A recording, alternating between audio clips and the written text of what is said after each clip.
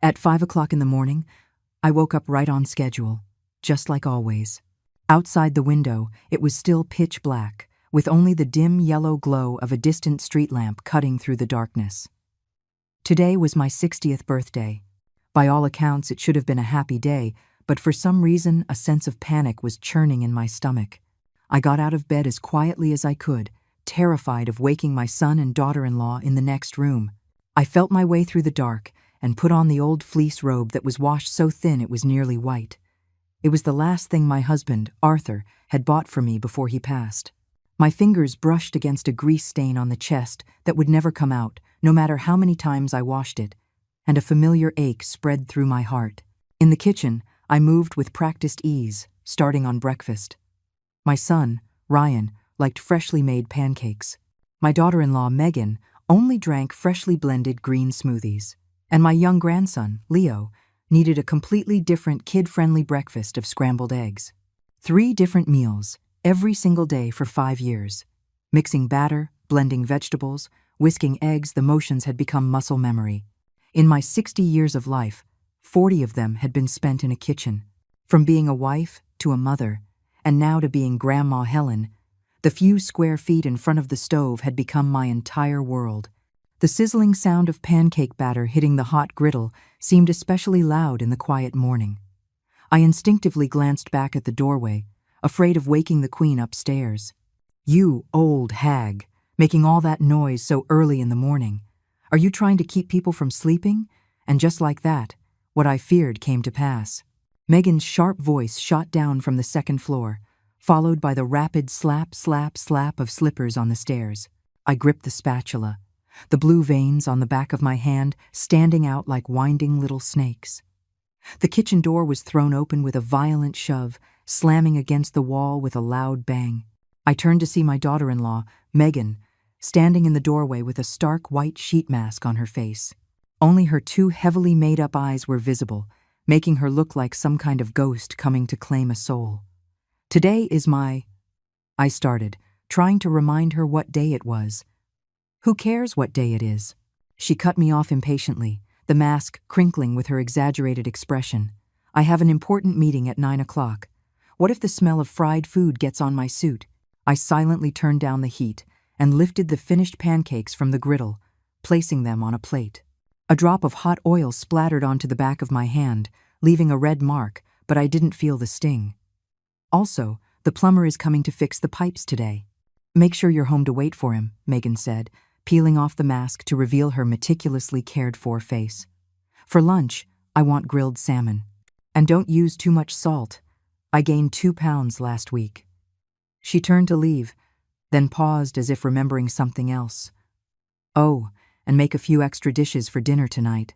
My parents are coming over." The slotted spoon in my hand fell into the pan, sending a spray of hot oil across the counter. "Today is my 60th birthday." "So?" She raised an eyebrow at me, as if I'd said something ridiculous. "Is being 60 some big accomplishment? The average life expectancy is over 80 now. You've still got a long way to go." I wanted to say more, but footsteps echoed from the stairs again. My son, Ryan, walked into the kitchen, adjusting his tie while his eyes were glued to his phone screen. "Mom, where's my coffee?" "It's almost ready," I said, quickly wiping my hands to get the coffee maker. "Hurry up, I'm in a rush," he said without looking up, his fingers flying across the screen. "Oh, and buy some extra seafood for tonight. My father-in-law likes lobster."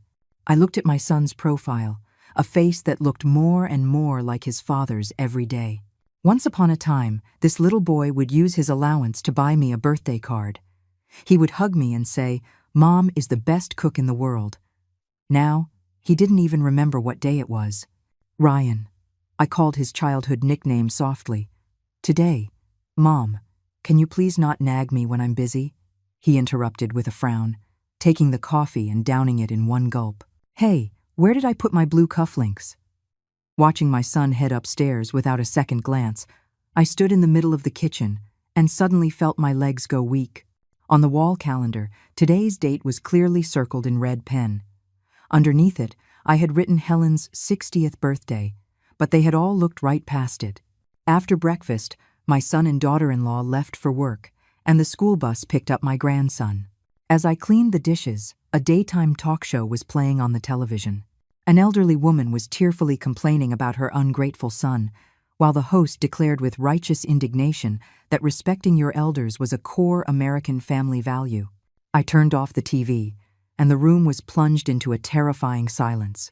A 60th birthday with no well wishes, no gifts.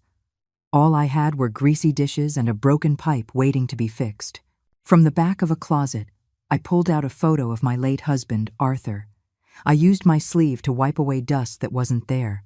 In the picture, he was forever 55 years old, his smile gentle, his eyes full of love.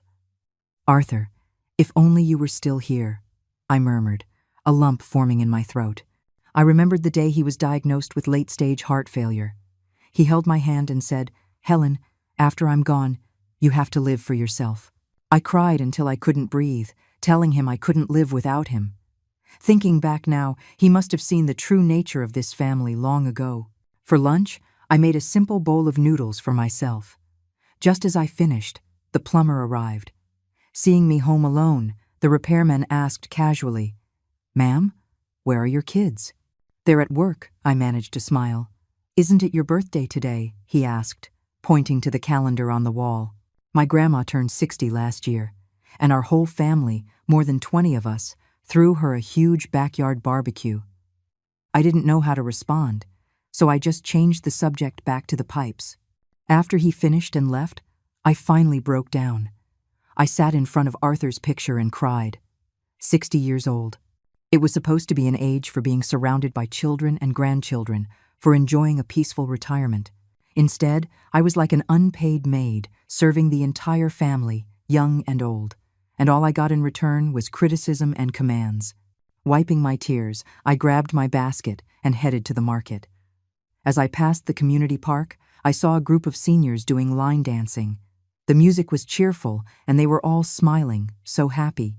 I stood watching from a distance for a long time, until my phone buzzed. It was a text from my son. "Mom, make a few extra dishes tonight. My in-laws will be here at 7 o'clock. Megan wants shrimp scampi, no spicy peppers." I didn't reply.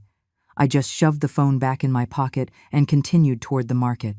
As I passed a CVS, I stopped, staring at the bottles of sleeping pills in the window for a long, long time. "Ma'am, can I help you with something?" a young clerk called out cheerfully. "Oh, no, thank you," I said, hurrying away, my heart pounding like a drum. The market was bustling with noise. I mechanically selected ingredients, my mind replaying scenes from the past 5 years. My daughter-in-law, right in front of me, dumping a dish I made into the trash can, saying, "Even a dog wouldn't eat this."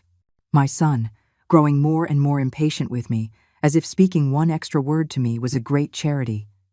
My grandson, starting to imitate his mother, calling me old thing. "Helen? Helen?" A familiar voice pulled me back to reality. I turned and saw my old colleague from the textile mill, Ruth. She was 5 years older than me but looked younger than her age. After retiring, she had started taking classes at the senior center and was absolutely glowing. "Helen, I heard today is your 60th birthday," she said, taking my hand. "Why are you out buying groceries by yourself? Didn't your son and daughter-in-law throw you a party?" I forced a smile. "They're busy with work."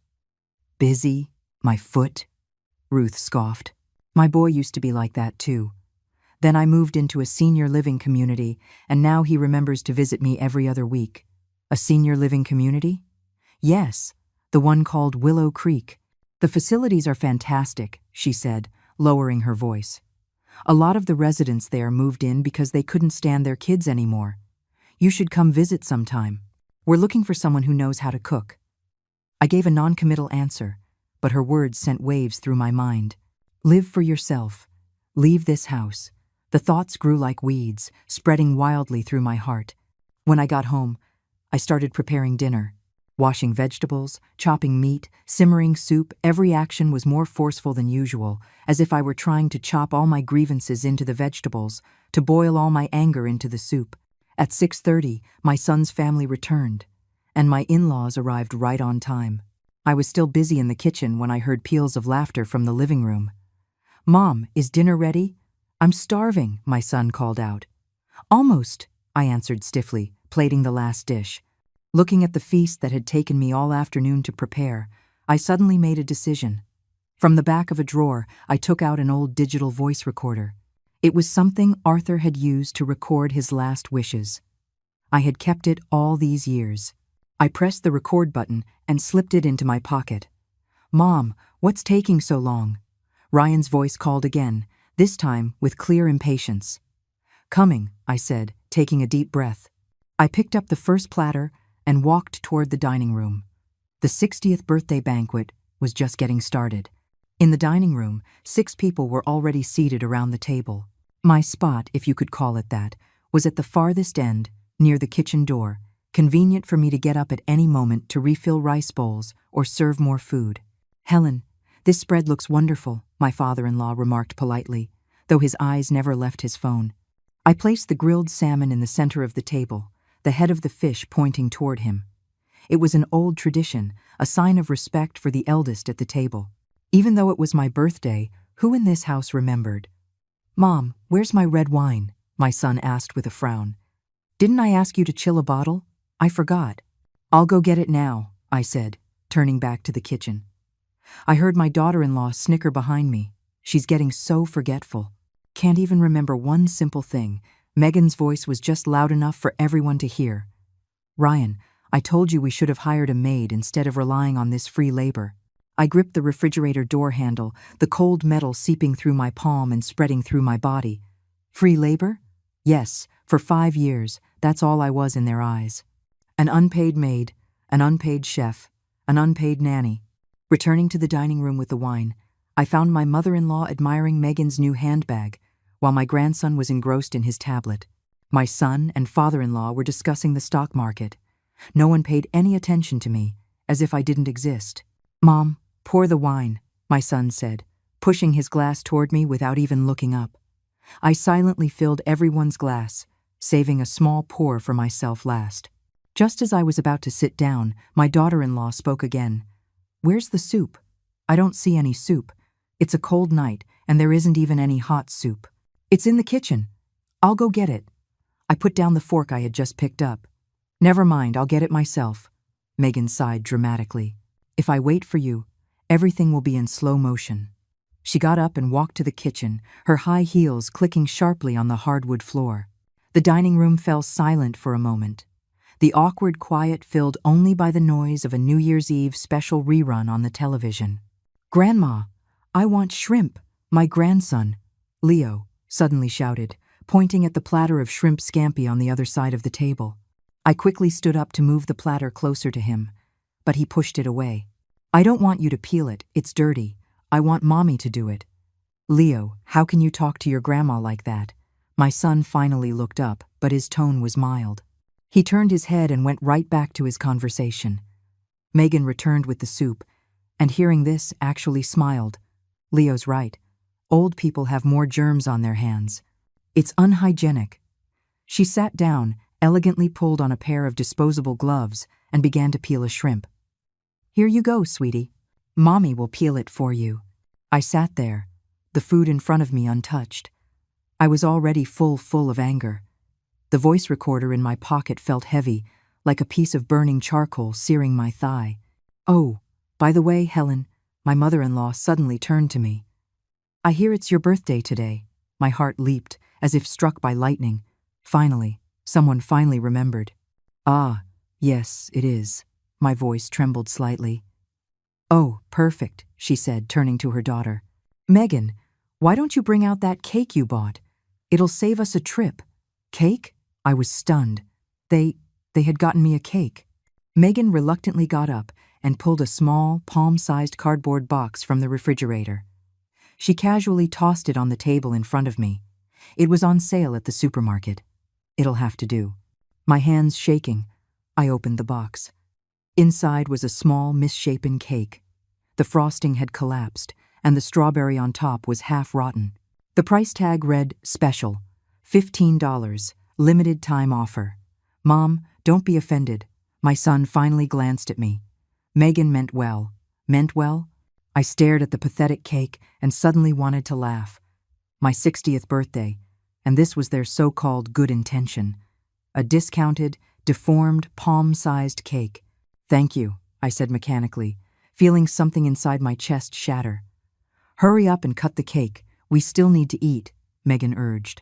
"Oh, and after you cut it, remember to clean up the kitchen. The cleaning lady is coming tomorrow, and she'll charge extra if she sees it's greasy." I picked up the plastic knife, my hand shaking so badly I could barely hold it. At that moment, the recorder seemed to grow even heavier, reminding me of everything it was capturing. "Mom, can you hurry up?" my son said impatiently. "We're hungry." I took a deep breath and made the first cut. The frosting stuck to the knife like a glob of white sludge. "Happy birthday to you," my mother-in-law sang a half-hearted line. The others hummed along for a second, and the ritual was complete. The cake was divided into 7 pieces. They each took a small bite and then pushed their plates aside. My piece remained on its plate, untouched, slowly melting into a pool of sickly sweet liquid. Just like my life, silently collapsing. Dinner continued in a strange atmosphere. They chatted and laughed, discussing their plans for the upcoming Christmas vacation. No one asked if I wanted to go. I was an invisible person, only noticed when it was time to serve food, pour wine, or clear plates. "Mom, can I have another bowl of rice?" my son asked, holding out his empty bowl. "Helen, my tea is cold. Get me another cup," my father-in-law said without looking up. "Grandma, I want fruit," Leo commanded. I spun like a top between the kitchen and the dining room, the recorder in my pocket capturing every order, every harsh word. After dinner, they moved to the living room to watch TV, leaving the table in a complete mess for me to clean up. I mechanically cleared the dishes, their laughter echoing in my ears. Suddenly, one sentence cut through the noise. "Ryan, your mother is becoming more and more useless." She walked so slowly. It was Megan's voice. "Why don't we just send her to a nursing home?" My cousin said the one on the east side of town is pretty good. It's only $3,000 a month. The plate in my hand nearly slipped. I had to grab the edge of the table to steady myself. A nursing home? They wanted to send me to a nursing home? "We'll see." Ryan's voice was full of evasion. "She can still work now. We can talk about it when she really can't move anymore. By then, it'll be too late. The good nursing homes all have waiting lists," Megan pressed. "Besides, this house isn't that big. When Leo gets older, he'll need his own room." I held my breath, waiting for my son's response. Would he speak up for me? Would he remember that this house was bought with the life savings of his father and me? Would he remember that when his startup failed, I sold my gold bracelets to help him pay off his debts? "Fine, fine. You handle it." Ryan's reply was a knife straight through my heart. At that moment, I understood my situation completely. In this family, I was nothing more than a burden, an old thing that could be thrown away at any time. After cleaning the kitchen, I quietly returned to my room, locked the door, and took out the voice recorder. Playing it back, the sound clearly documented the truth of this family. My daughter-in-law's cruelty, my son's indifference, the in-laws' hypocrisy, my grandson's disrespect. I sat on the edge of the bed and looked at the family portrait on the wall. It was taken 3 years ago.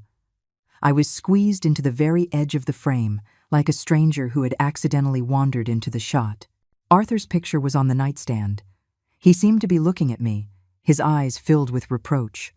"Helen, how much longer are you going to endure this?" From under the bed, I pulled out an old leather suitcase and began to pack. There wasn't much to pack, really. My entire fortune consisted of a few old clothes, a pair of cloth shoes, a photo album, and a small wooden box. The box contained my dowry, a pair of silver bracelets, the only valuable thing my mother had left me. When my son's business failed, I had sold my gold bracelets to help him, but I had secretly kept these silver ones, thinking I would save them for my future granddaughter-in-law. Now, it seemed, that wasn't necessary. After closing the suitcase, I sat down at my desk and started to write. A letter to my son, telling him why I was leaving. A letter to my daughter-in-law, telling her what respect means. And a letter to my grandson, hoping he wouldn't become like his parents. When I finished, I checked the time. It was 11 o'clock at night. They should all be asleep. except for my son. He had a habit of staying up late to play video games. Pushing my door open gently, I was surprised to find the living room light still on. My son was sitting alone on the sofa, with several documents spread out in front of him. When he saw me, he frowned. "Mom, why are you still up?" "Ryan, I need to talk to you," I said, gathering my courage and walking toward him. "Now?" He glanced at his watch. "I'm busy. I have an important contract to sign tomorrow." "Just 5 minutes," I insisted, sitting down across from him. "Today was my 60th birthday." He froze for a second, his expression a little awkward. "Oh, right. Happy birthday." "That cake. Megan, she—" "It doesn't matter." I cut him off. "Ryan, do you remember when you were 10 and had a fever of 104 degrees? It was me, your mother, who carried you on my back and ran 3 miles to the hospital." "Mom, why are you suddenly bringing this up?" He was clearly getting impatient. "Do you remember when you were in college and liked that girl? It was me who woke up early for 3 months straight to work 2 jobs, just to save enough money to buy her a gift? That's ancient history. Do you remember when your father was sick? It was me who took care of him alone for 2 years, right up until the day he died." My voice started to tremble. "Where were you then?" "I was overseas for a project." My son's face changed. "Mom, what are you trying to say?" "I'm trying to say, I took a deep breath, that I'm tired. I'm 60 years old. I want to live for myself for once." He looked at me like I was crazy. "What do you mean?" "I'm leaving," I said calmly. "First thing tomorrow morning." "Leaving? To where?" He frowned. "A nursing home?" Megan was just talking. "Don't take it to heart." "Not a nursing home," I stood up. "To a place where I don't have to walk on eggshells." He chuckled. "Mom, you're 60 years old. Where could you possibly go? Stop being dramatic. You have to take Leo to school tomorrow." I didn't answer. I just turned and went back to my room, leaving him sitting there with a bewildered look on his face. Closing the door, I leaned against it, my legs feeling weak. This was the first time I had ever fought back, the first time I had ever said no. Strangely, beyond the fear, I felt a sense of release. Tomorrow, everything would change. At 60 years old, my life was just beginning. Just as the sky began to lighten, I woke up. I hadn't slept well, my dreams filled with the past, my son's adorable smile as a child, my husband's warm embrace, and the home that was once filled with laughter. I got out of bed quietly, put on my warmest clothes, and placed the 3 letters I had written under my pillow. On the dresser, I left the voice recorder and the silver bracelets next to the house keys. These were my parting gifts to my son, so he could hear the truth about this family.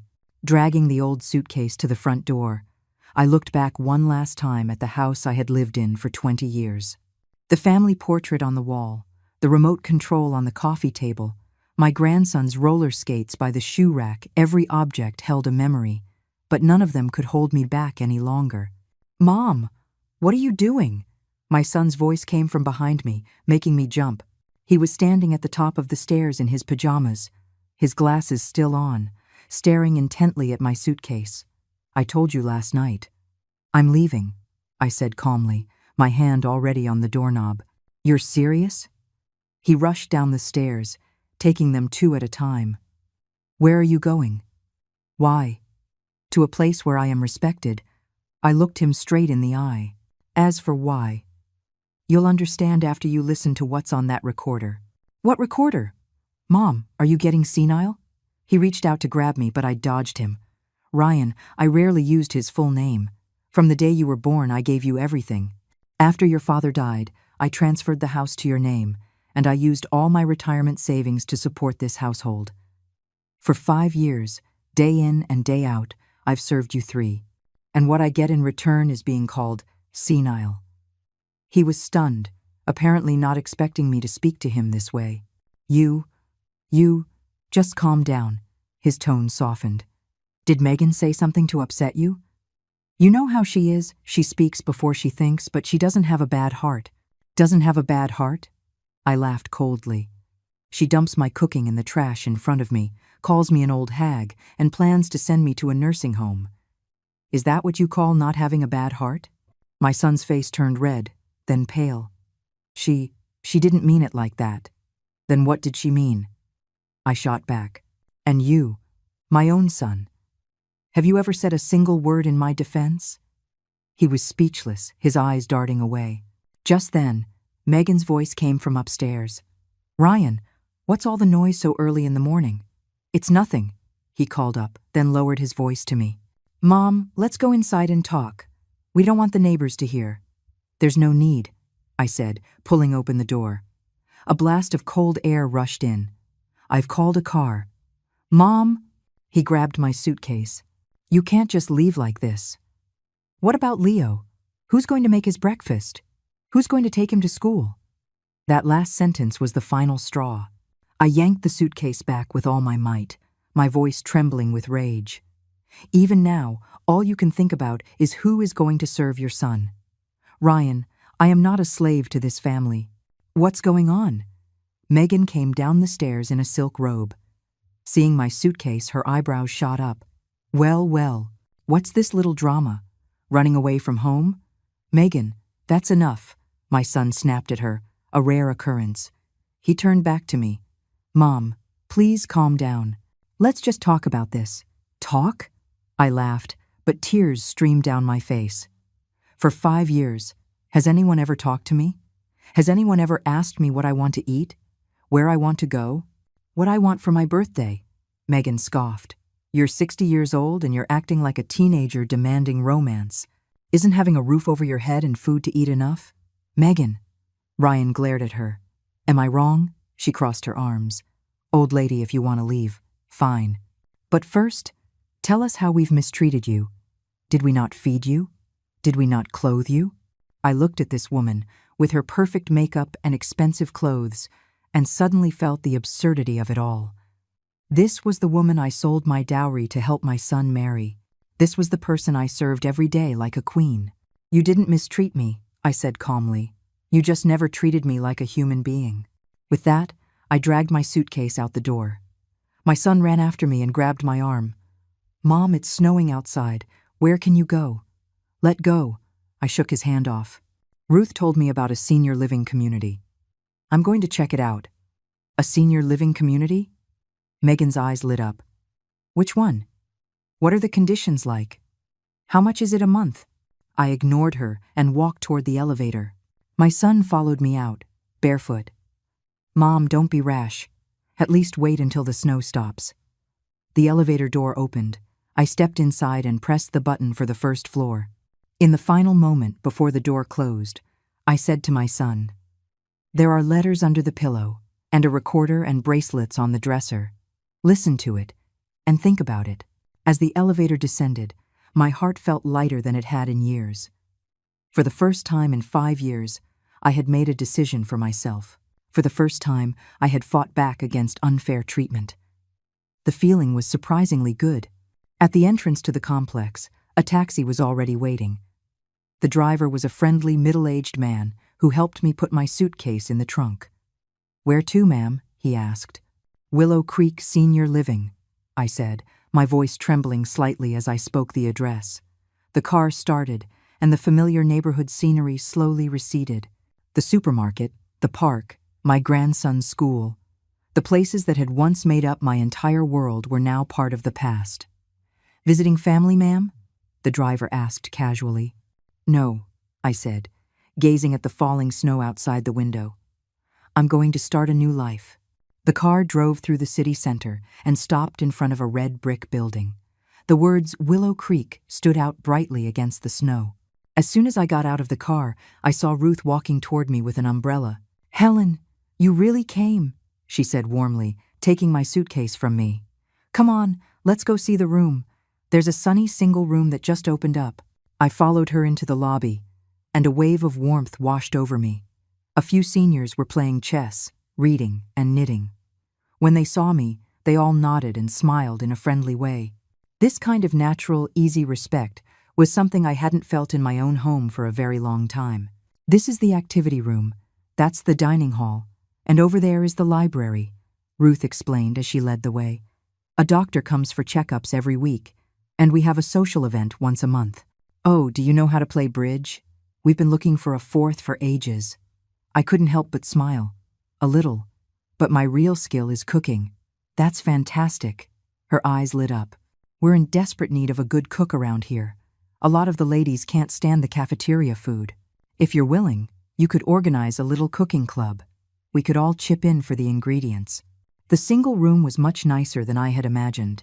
A single bed, a small desk, a wardrobe, a television, and a private bathroom. It had everything. Outside the window was a small garden. Although it was covered in snow now, I could imagine how beautiful it would be in the spring. So, what do you think? Ruth asked expectantly. It's wonderful, I said, running my hand along the windowsill. The sunlight streamed through the glass, warming my skin. So you've decided to stay? I took a deep breath and nodded. At 60 years old, I finally had a space that was completely my own. A place where I didn't have to walk on eggshells. That's great. Ruth clapped her hands. Come on, I'll take you to get the paperwork done, and then you can meet the other ladies. The paperwork was simple. I signed a form and paid a 3-month deposit, which I was able to cover with the money from my silver bracelets. The community director was a very kind, middle-aged woman. When she heard that I used to work in the cafeteria at the textile mill, she immediately invited me to help improve the senior living community's dining services. Helen, we are so in need of an experienced chef like you, she said enthusiastically. If you're willing, you could give our cooks some suggestions, or even teach a class on home-style cooking every now and then. I readily agreed. It felt so good to be needed. At noon, Ruth took me to the dining hall. The food was served buffet style. It was simple, but clean and wholesome. A few elderly ladies warmly invited me to sit with them, and they chattered away, asking me where I was from and what I used to do for work. I used to work at the textile mill, I said shyly. Later, I helped out in the cafeteria, and then I retired to take care of my grandson. How old is your grandson? A woman with a full head of silver hair asked. 8, I replied, a sudden pang of sadness hitting me. Was Leo out of school yet? Who was picking him up? Who was making him dinner? Missing your grandson? Ruth sensed my change in mood and gently patted my hand. It's always like this at the beginning. It gets better after a while. Besides, it's not like you can't see him. If you miss him, just go visit. I forced a smile and looked down at my plate. Just then, my phone rang. It was my son. I hesitated for a moment, but then I answered. Mom, are you really there? His voice was frantic. I just listened to the recording. I had no idea Megan said those things. It was all recorded, I said calmly. Mom, I'm sorry. I really didn't know. Please come back. We can talk this out. No, I said, looking out at the snowy landscape. I'm happy here, but Leo keeps asking where Grandma went. He really misses you. My heart softened at the mention of my grandson, but it hardened again just as quickly. Ryan, I love you, and I love Leo. But first and foremost, I am a person with dignity. If you and Leo want to see me, you can come here, but I will not go back to being your unpaid maid. There was a long silence on the other end of the phone. Finally, he said, Mom, I'll bring Leo to see you tomorrow. After hanging up, I realized the ladies at my table were all looking at me with eyes full of understanding and approval. Good for you, Ruth said, putting a piece of fish on my plate. When children are ungrateful, we old folks have to stand up for ourselves. Was I too harsh? I asked in a small voice. Leo is still so young. Harsh? An elderly woman with glasses scoffed. When my daughter kicked me out of her house, that was harsh. If you don't set boundaries now, you'll have even less standing later. In the afternoon, I joined the community's craft class and learned how to make decorative knots. My fingers weren't as nimble as they used to be, but I slowly got the hang of it. In the evening, I watched TV and chatted with a few of the other ladies. I listened to their stories. Some had been cast aside by their children, some had chosen to move out on their own, and some had no children at all. It turned out I wasn't alone. There were so many seniors, all fighting to live with their own dignity. Before going to bed, I stood by the window, looking out at the city lights twinkling in the snow. I wondered what my son was doing. Had he listened to the entire recording? Had he read my letters? Was Leo crying for his grandma? My phone buzzed again.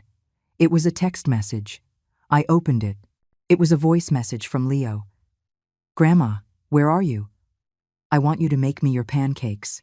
Listening to my grandson's innocent voice, the tears finally came. But this time, I didn't regret my decision. At 60 years old, I had learned to say no. I had learned to live for myself. And perhaps that was the best birthday gift of all. The morning at Willow Creek Senior Living was much livelier than I had imagined. Just as the sky was beginning to lighten, I could hear the soft shuffle of feet and hushed laughter in the hallway.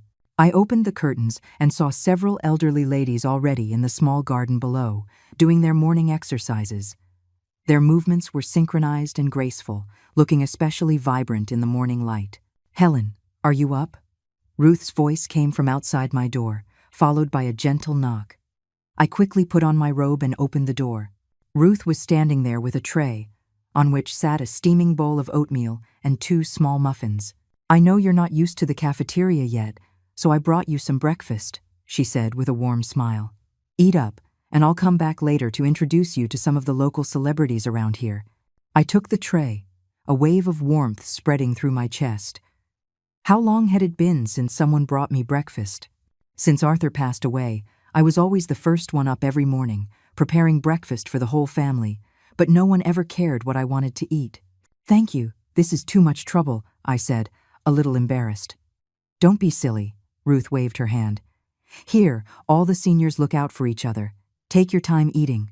I'll be back at 8 o'clock to get you."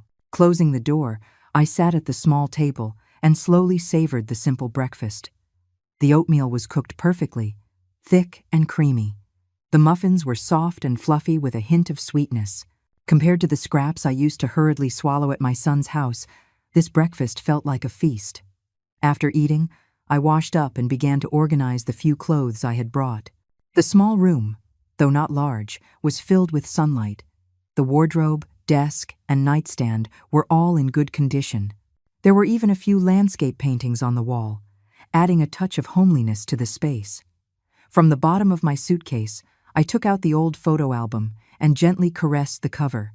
It held my entire life, the innocence of my youth, the joy of my wedding day, the pride of holding my newborn son, and the years of growing old with Arthur.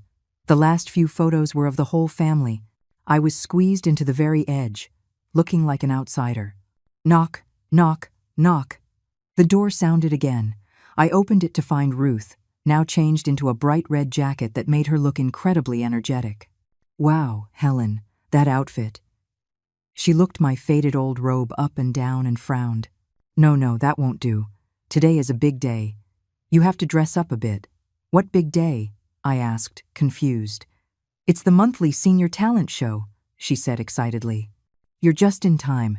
You can show off your cooking skills." I quickly waved my hands.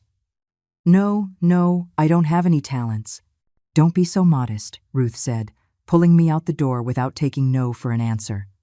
"The community director was just saying yesterday that she wanted to ask you to help improve the cafeteria food.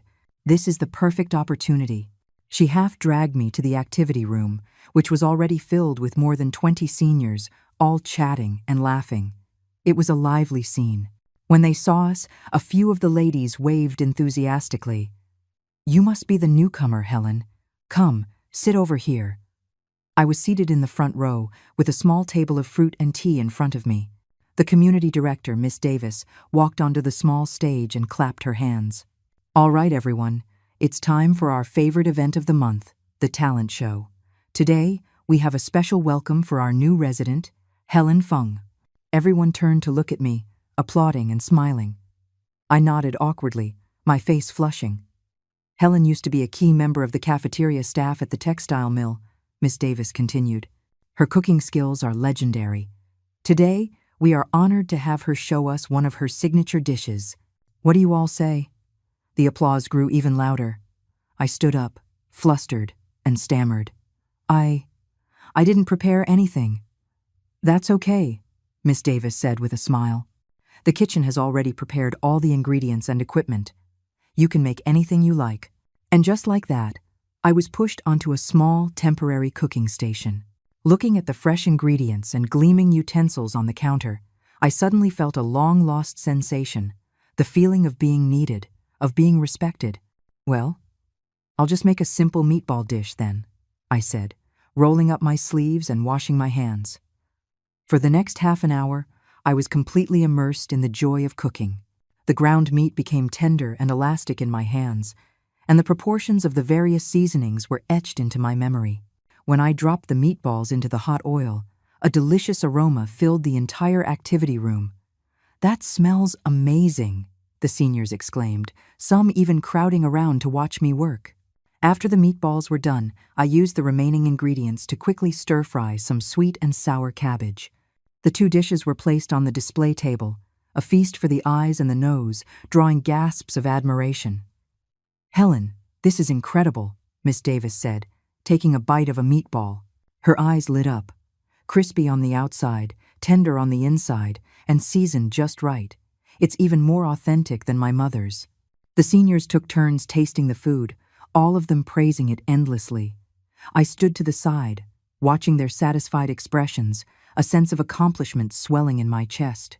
How long had it been since I was genuinely praised like this? At my son's house, my cooking was never healthy enough, never refined enough, always criticized. "Helen, would you be willing to teach a cooking class for us once a week?"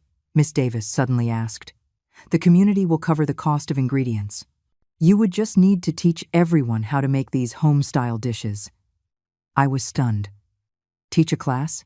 Me, a retired factory worker with only a high school education? I can't," I stammered, shaking my head. "I'm not educated. I don't know how to teach." "Who says?" Ruth interjected. "Your skill is the best education. None of us old folks care about diplomas." That's right, the other seniors chimed in. "Helen, please teach us." Looking at their expectant faces, I found myself nodding.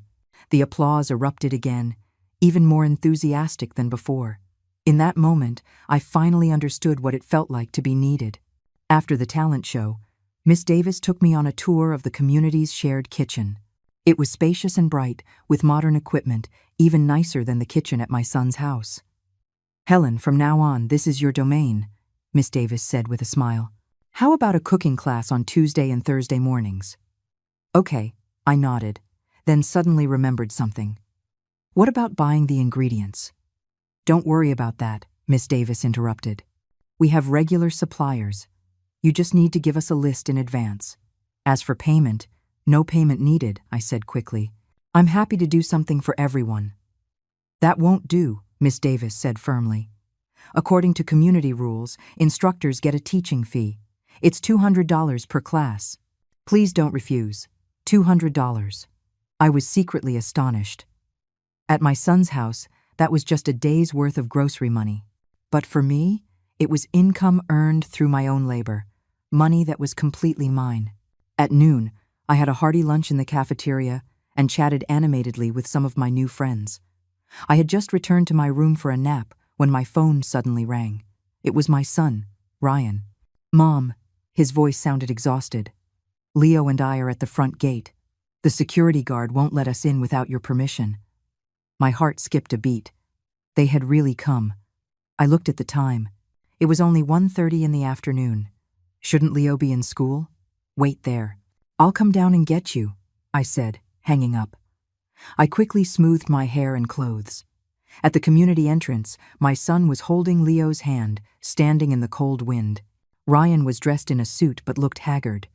Leo was in his school uniform, his eyes red as if he had been crying. "Grandma!" As soon as he saw me, Leo let go of his father's hand and ran into my arms. I knelt down to catch him. The familiar scent of children's shampoo filled my nose, and I felt a sting in my own. "Sweetie, why aren't you in school?" I faked a stomachache. Leo whispered into my shoulder. "So Dad came to get me." "Grandma, I miss you." I looked up at my son. He explained awkwardly. "He refused to go to school this morning. He just kept crying and asking for you." I didn't know what else to do.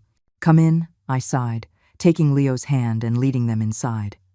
As we passed the activity room, a few ladies playing bridge greeted us warmly. "Helen, is this your grandson?" He's so cute. Helen, this must be your son. He's very handsome. Ryan was clearly not used to being greeted so warmly by strangers and just nodded stiffly. Leo, on the other hand, quickly made friends with the ladies. One gave him a piece of candy, another patted his head. Soon, he was calling them Grandma, too. Mom, you seem to be very popular here, Ryan said, his tone complex, as he looked around my room. Yes, everyone is very kind, I replied simply, busy getting some fruit for Leo. Grandma, is this your new home? Leo asked curiously, touching everything in the room. It's so small, even smaller than my room. Yes, but it's big enough for just Grandma, I said, stroking his hair.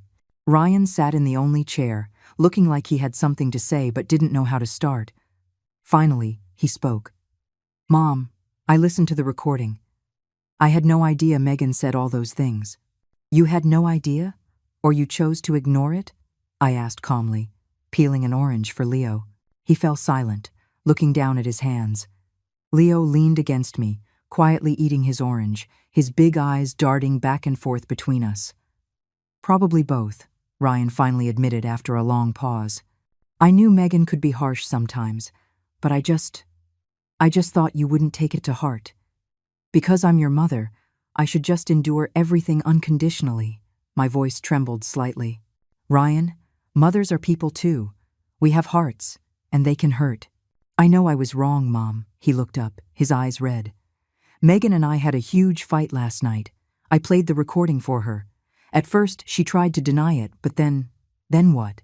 I couldn't help but ask. Then she cried.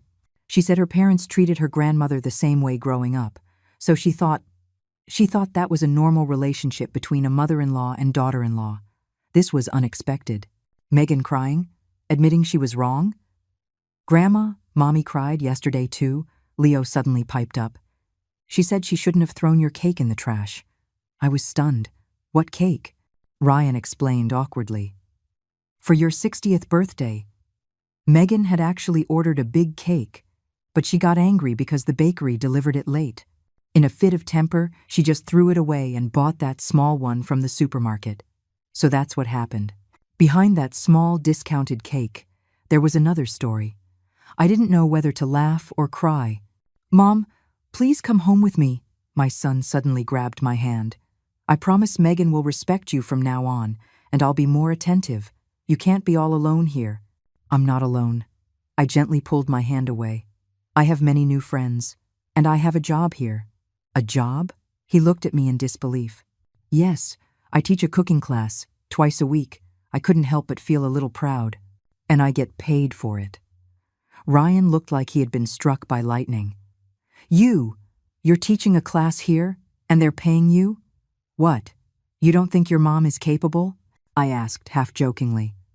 No, it's not that. He stammered. Then what about at home? Who will take Leo to and from school? Who will make dinner? Ryan, I interrupted him. I love you, and I love Leo. But I can't spend the rest of my life revolving around you. I have the right to live my own life. My words were like a bucket of cold water poured over his head.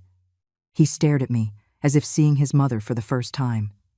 Then, what about us? He asked in a small voice. You can come visit me any time, I said softly. And I can go visit Leo on the weekends. But we all need some space and time to think and to change.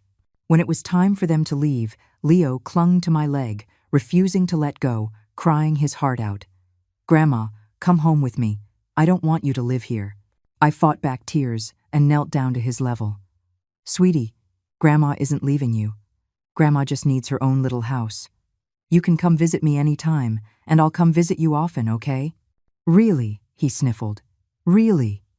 Grandma promises. I kissed his little cheek. Next week, I'll come over and make you your favorite pancakes. How about that? After finally seeing them off, I sat on the edge of my bed, completely exhausted. My phone vibrated. It was a text from my son. Mom, thank you for still being willing to give us a chance. We will change. I'll bring Leo to see you this weekend. Love you. The simple words love you made the tears flow freely. How many years had it been since my son had so directly expressed his feelings? Perhaps change was really possible. That evening, I joined the community movie night. It was a light-hearted family comedy, and the seniors were all laughing heartily. After the movie, we sat around drinking tea and chatting. The conversation naturally turned to our families. My son hasn't visited me in 3 years, an elderly woman named Mrs. Chen said calmly. But that's okay. I'm doing just fine here. My daughter visits often, another woman added. But every time she comes, she complains about how expensive the community fees are, hinting that I should transfer the house to her name soon. Listening to their stories, I suddenly realized that I wasn't the only parent who had been hurt by their children. In this seemingly harmonious society, how many seniors were crying silently in the corners of their own homes? What about you, Helen? Why did you come here? Someone asked me. I hesitated for a moment, then briefly shared my story. I told them about my daughter-in-law calling me an old hag, about my son's indifference, about the birthday cake that was thrown in the trash. Good for you. Ruth slammed her hand on the table. You have to show them you mean business. Young people these days are just so entitled. Didn't your son visit you today? Mrs. Chen asked perceptively. Did he apologize? Sort of, I said quietly. He said they would change. Don't get your hopes up, an old gentleman with glasses said coldly. A leopard can't change its spots. The others looked at him reproachfully, but he was unfazed. I'm telling the truth. When children are ungrateful, we seniors have to be strong. Helen has friends here. She has a job. Why go back and suffer? His words were like a knife, cutting into the softest part of my heart. He was right. Deep down, wasn't I also afraid that my son's change was just a fleeting moment? Back in my room, I tossed and turned, unable to sleep. The moonlight spilled onto the floor like a silver road, leading to an unknown future. At 60 years old, I had embarked on this journey of self-discovery. I didn't know if the road ahead was filled with thorns or flowers, but at least, this time, I had made the choice for myself. My first weekend at Willow Creek, I woke up early. Today was the day my son was supposed to bring Leo to visit. Though I told myself I didn't care, I couldn't help but tidy up my room over and over again. I even borrowed an electric hot plate and a small pan from the cafeteria to make Leo his favorite pancakes. Well, Helen, what's all the hustle and bustle so early in the morning? Ruth said, poking her head in. Seeing me mixing batter, she teased. Your grandson is coming, so excited you couldn't sleep, huh? I smiled sheepishly. Leo just loves the pancakes I make. He says the ones from the store aren't soft enough. If you ask me, you're too soft-hearted. Ruth shook her head. Your son says a few nice words, and you're ready to surrender. It's not surrendering, I said, stirring the batter. I'm just giving him a chance, and giving Leo a complete family. You. She sighed and didn't say more. Need any help? No, I've got it all under control, I said, checking the time. They said they'd be here at 10 o'clock. Still have 2 hours. After Ruth left, I sat by the window, lost in thought. Since my son's visit 3 days ago, we had spoken briefly on the phone every day. He told me he had hired a nanny to take Leo to and from school, and that Megan had started trying to cook, though she had made a mess of the kitchen. It sounded like they were really trying to change. But Ruth's words made me uneasy. Was I too soft-hearted? Could years of hurt be erased by a few phone calls? At 9:45, my phone rang. It was my son. Mom. His voice was a little nervous. We're at the gate, but Megan came too. Is that okay? Megan. My hand trembled, and I nearly knocked over the bowl of batter. What was she doing here? To apologize? Or to confront me? Yes. I'll come down and get you, I said, hanging up. I took a few deep breaths to calm myself. At the community entrance, the family of 3 stood together. Ryan was in a sharp suit, Leo in cute overalls, and Megan, I almost didn't recognize her. She wore no makeup, had none of her usual arrogant posture. She was dressed in a simple t-shirt and jeans, and she was holding a fruit basket.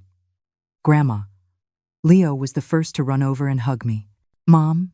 Ryan walked over with a smile and gave me a light hug. Megan stood where she was, her eyes darting around, unable to meet my gaze. Finally, Ryan gave her a little nudge, and she slowly walked over. Helen, she said haltingly, handing me the fruit basket. This is for you. I was stunned. In 5 years, this was the first time she had called me by my name instead of old lady or old thing. I took the basket and nodded. Thank you, let's go up. The elevator ride was so awkward you could feel it. Leo chattered on about school, and Ryan would occasionally chime in, while Megan stood in the corner like a shadow, silent. Once in my room, Leo was immediately drawn to the small, succulent plant on the windowsill. Grandma, what's this? It's so cute. That's a succulent. Grandma Ruth gave it to me, I said, stroking his hair. Are you hungry? I'll make you some pancakes. Yay, Leo cheered. I took out the ingredients and started cooking on the small hot plate. Ryan sat nearby, looking around my small room with curiosity. Mom, are you comfortable living here? It's very nice, I said, flipping a pancake. Everyone is very friendly, and there are lots of activities. I heard you're even teaching a cooking class, he said with a smile. I never would have guessed. Your mom has a lot of hidden talents, I said half-jokingly. It's just that no one ever noticed before. The smell of pancakes soon filled the small room. Leo leaned over the table, his eyes glued to the pan. Grandma, it smells so good, much better than when Mommy cooks. Leo, Megan said softly, a flicker of hurt crossing her face. I pretended not to hear and placed the first pancake on a plate for Leo. Be careful, it's hot. What happened next stunned me. Megan suddenly stood up and bowed deeply to me. Helen, I'm sorry. The gesture shocked not only me but also Ryan and Leo. When Megan straightened up, her eyes were red. I listened to the recording. I didn't know I had said such horrible things. She choked up, unable to continue. Ryan quickly went to her and put an arm around her shoulder, explaining to me, Mom, Megan has been feeling terrible these past few days. She had some issues with her family growing up. Her mother was very harsh to her grandmother, so she thought that was normal. I looked at my daughter-in-law, who suddenly seemed like a stranger, and felt a mix of emotions. Her apology seemed sincere, but I couldn't forget the years of being pierced by her words. Let's eat breakfast first, was all I could say, turning back to the pancakes. Breakfast was eaten in a strange silence. Leo devoured 3 pancakes, and Ryan also praised them, but Megan only ate a small piece before saying she was full. Helen, she said suddenly, can I talk to you alone? Ryan took the hint and stood up. I'll take Leo down to the garden for a bit.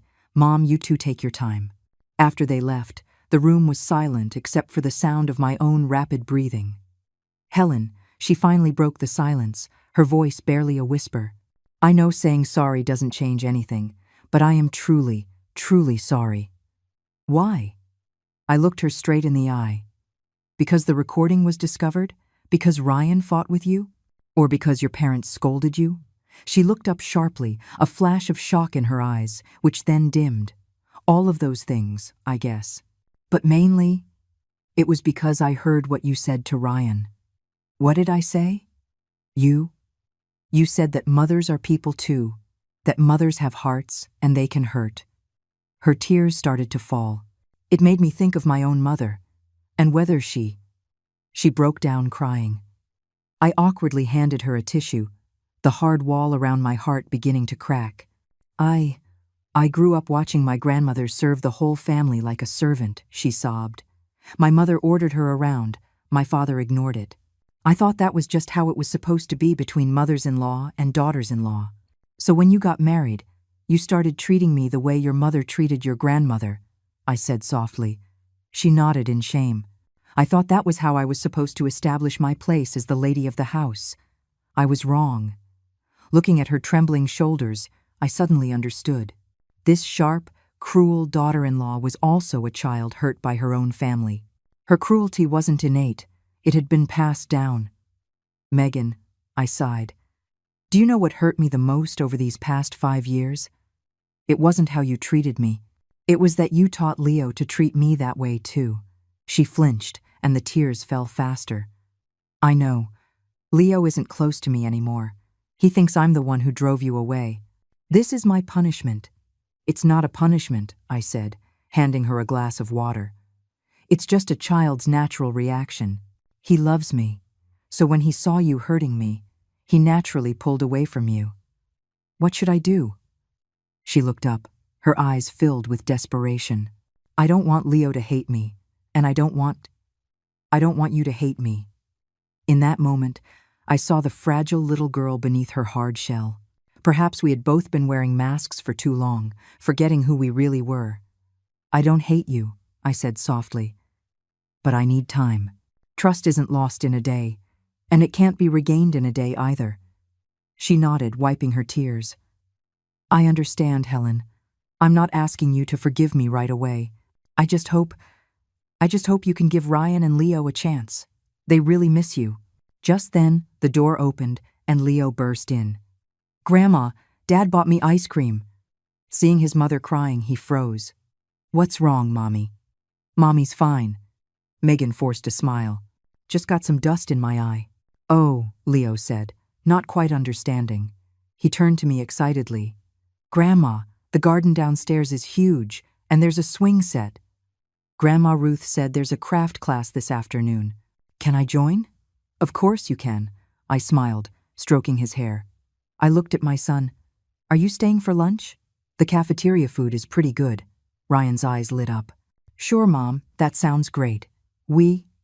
No, that's okay. Megan stood up suddenly. We shouldn't bother you. Leo, say goodbye to Grandma. Ah, why? Leo pouted. I want to play with Grandma more. Next time, sweetie, she said with a weak smile, her eyes shifting nervously. Mommy just remembered she has something to do. I understood her discomfort and didn't press. That's fine. Come again next time. Leo, let me pack some cookies for you to take home. As I saw them to the elevator, Ryan quietly pulled me aside. Mom, Megan, she apologized, I said simply. But I need time. He nodded, his eyes full of complex emotions. I understand.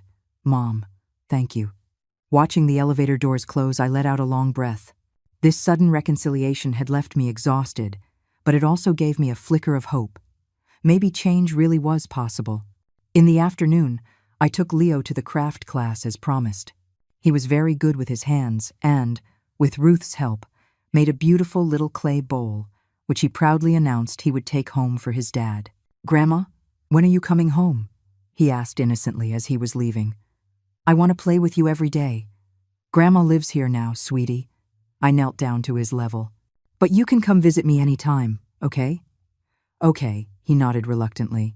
I'll come again next weekend. As my son's car drove away, Ruth patted my shoulder. So, how did it go with your daughter-in-law? She apologized, I said quietly. She said she grew up watching her mom mistreat her grandma and thought it was normal. Humph, excuses, Ruth said dismissively. In my day, what daughter-in-law would dare be disrespectful to her mother-in-law?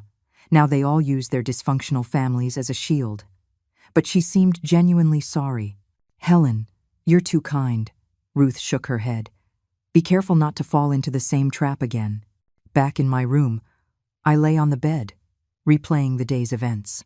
Megan's tears, my son's hope, Leo's innocence. Should I trust that they had changed? Should I give this family another chance? My phone vibrated. It was a picture from my son. Leo was proudly holding up his clay bowl, with the caption, Leo said this is for Grandma, to hold candy when you come home. I smiled and saved the picture, but didn't reply. I needed more time. Time to think, time to heal, and time to decide which path to take.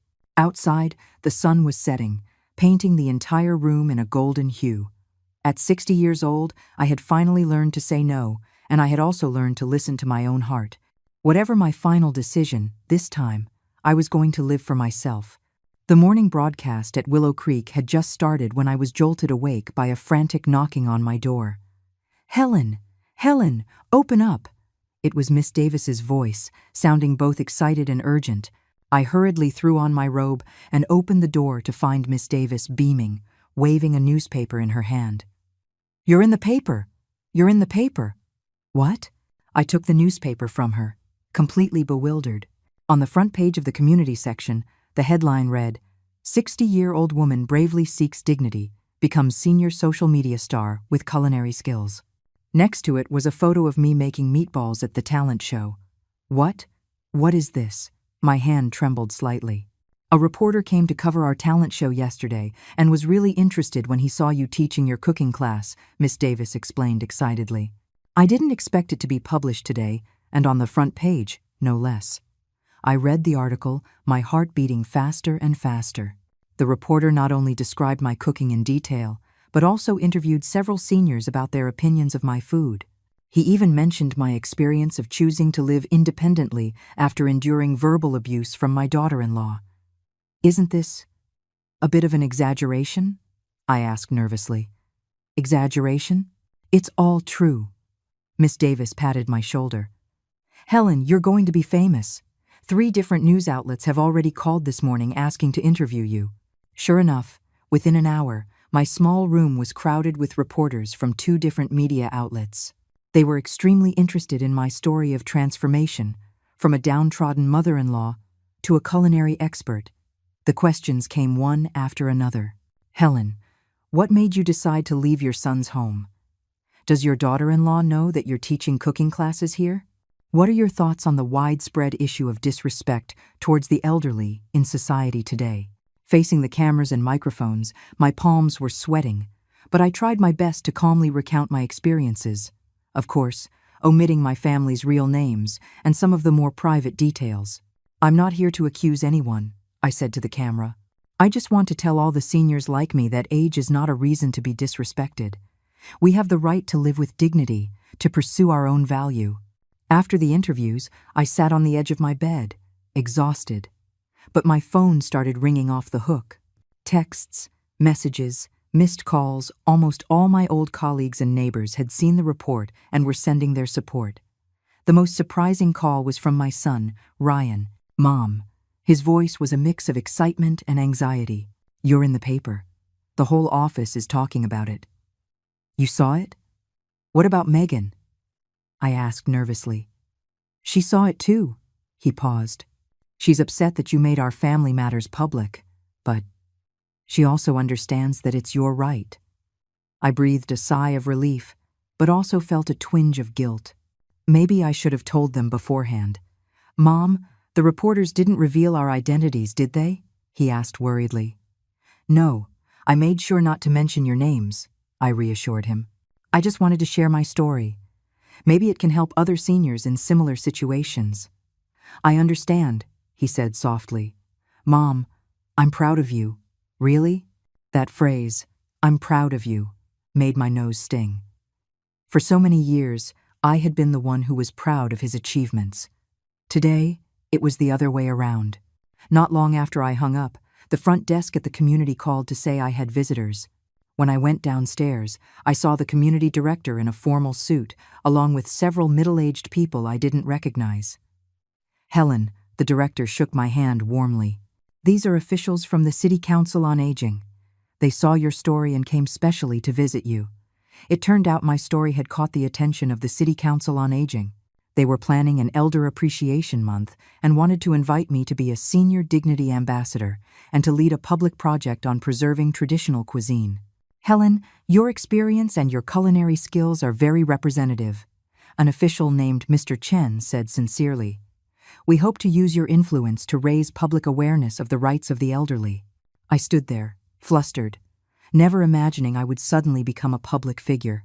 With the encouragement of Ruth and Miss Davis, I finally agreed to participate, but I insisted on doing only what I was capable of. After seeing the officials off, Miss Davis announced excitedly, Helen, you're going to be a celebrity, and our community will get some recognition too. The news spread like wildfire. At lunch, all the seniors in the dining hall looked at me with admiration, and people kept coming over to shake my hand and congratulate me. This feeling of being respected and valued was both strange and wonderful. In the afternoon, as I was about to rest, my phone rang again. It was an unknown number. Hello, is this Miss Helen Fung? A young woman's voice asked. I'm a reporter from Family Magazine, and I'd like to schedule an interview with you. For the next few days, my life was turned upside down. Interviews, photo shoots, and meeting invitations came one after another. The local television station even sent a film crew to the community to film me teaching my cooking class and my daily life. "Helen, is this angle okay?" The young cameraman kept adjusting his equipment. "Do I sound natural when I talk like this?" Facing the camera, my palms were sweating. "You're doing great," the female host encouraged me.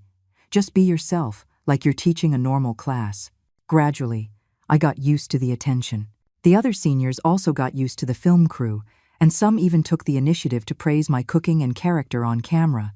"Helen is our star here," Ruth said into the microphone.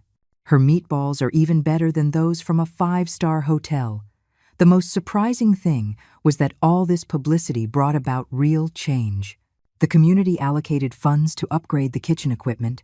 The Council on Aging organized a traditional food culture workshop with me as a consultant, and several restaurant businesses even contacted me about buying my private recipes. "Helen, look at this proposal."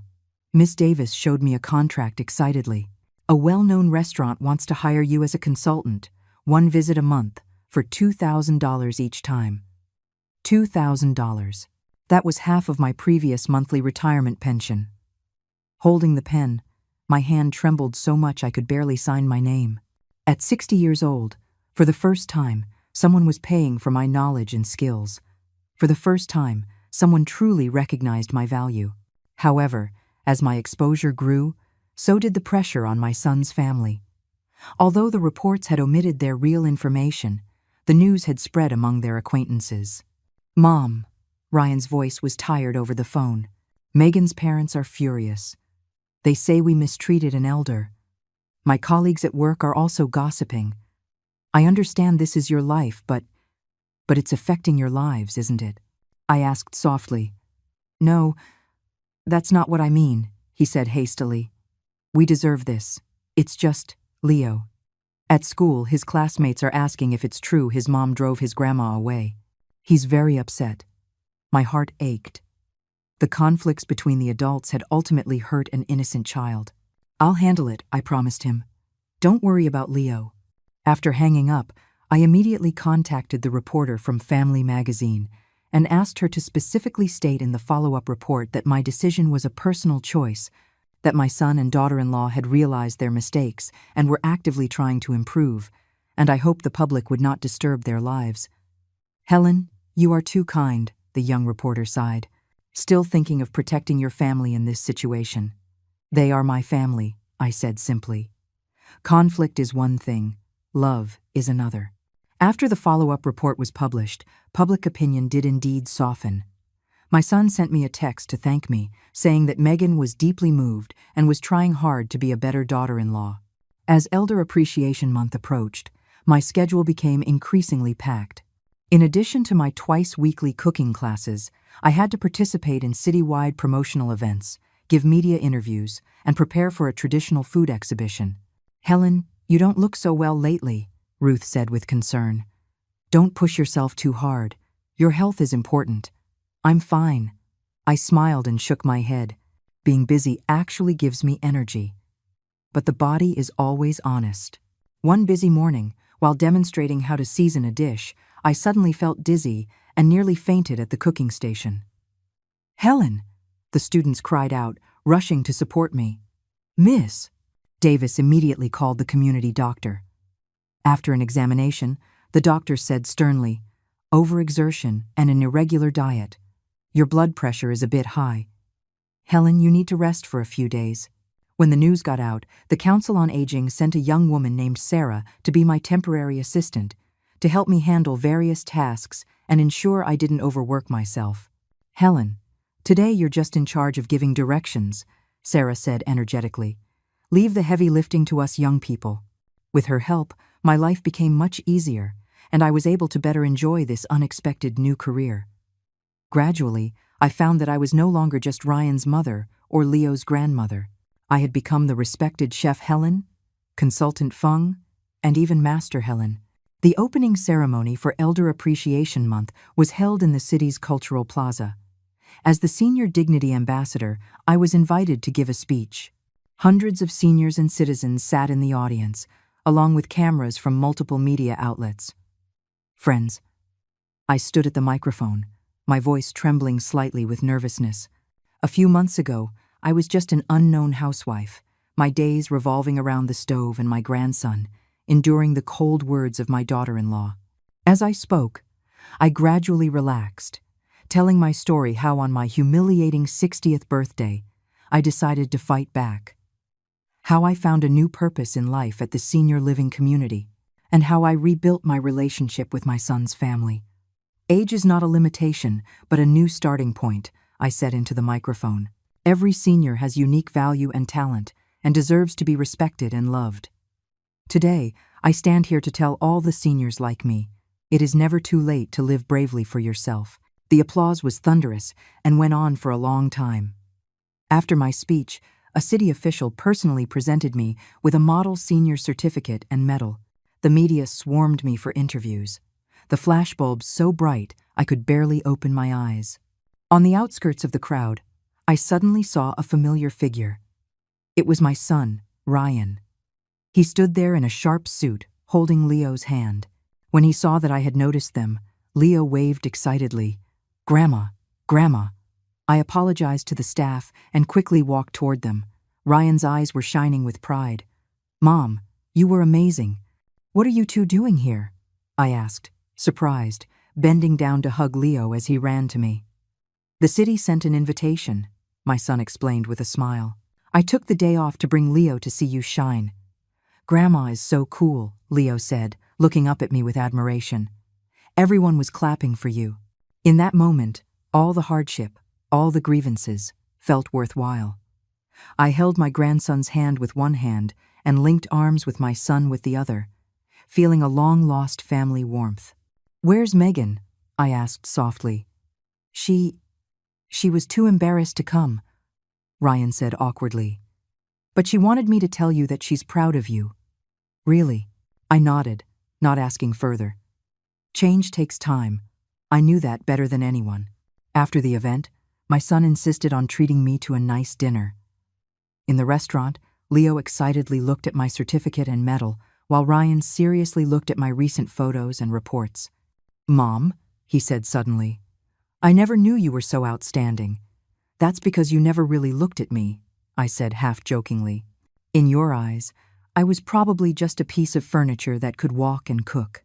His face turned red. "I'm sorry, Mom. It's okay." I patted his hand. "Let the past be the past. The important thing is that we're all trying to be better now, aren't we?" He nodded, his eyes glistening with tears. Leo, not understanding what was going on, looked back and forth between us, then announced loudly, "When I grow up, I want to be on TV like Grandma." We all laughed. In that moment, I saw a glimmer of hope for the future. A family relationship built on mutual respect and understanding was being rebuilt. Back at the community, I carefully placed the certificate and medal on my nightstand, next to the family portrait. At 60 years old, my life had just begun. And this time, I would live for myself, and I would also speak up for all the seniors like me. Autumn at Willow Creek was especially beautiful. The ginkgo trees in the courtyard were dressed in gold. When the breeze blew, the leaves fell like rain, carpeting the ground in a golden blanket. I stood by the window, admiring the picturesque scenery, holding a freshly brewed cup of chrysanthemum tea. Through the steam, my thoughts drifted. Since the Elder Appreciation Month event, my life had changed dramatically. Besides continuing to teach cooking classes at the community, I was also invited to participate in several citywide senior charity projects, and I even began to compile a cookbook of traditional family recipes. Sarah, my temporary assistant, had been so outstanding that the Council on Aging had officially appointed her as my full-time assistant. "Helen, what do you think of this layout design?" Sarah turned her laptop toward me. On the screen was a draft of the cookbook.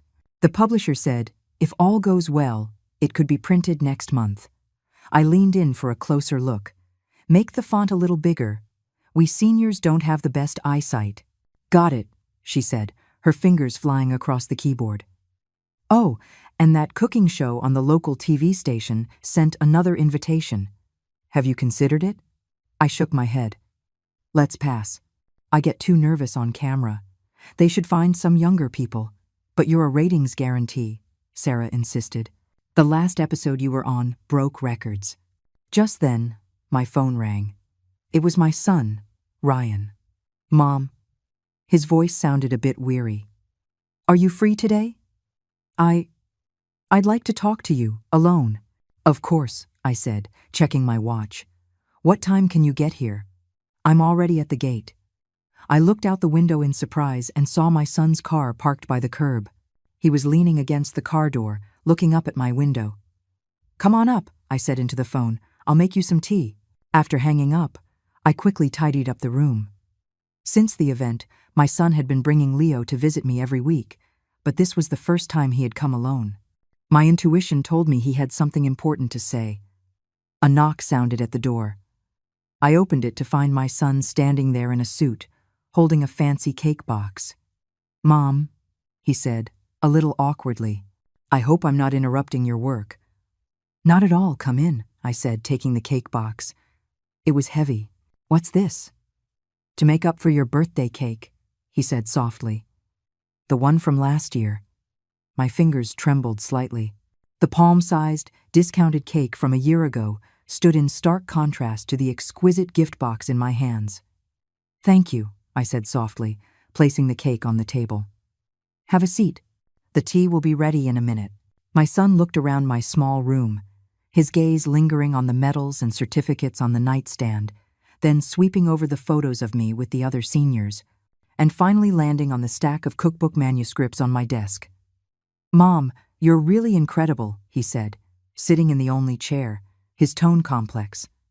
I never imagined you could achieve all this. What achievements? I smiled, handing him a cup of tea. It's just some home cooking that a few people happen to appreciate. No, he shook his head. It's not just the cooking, it's you.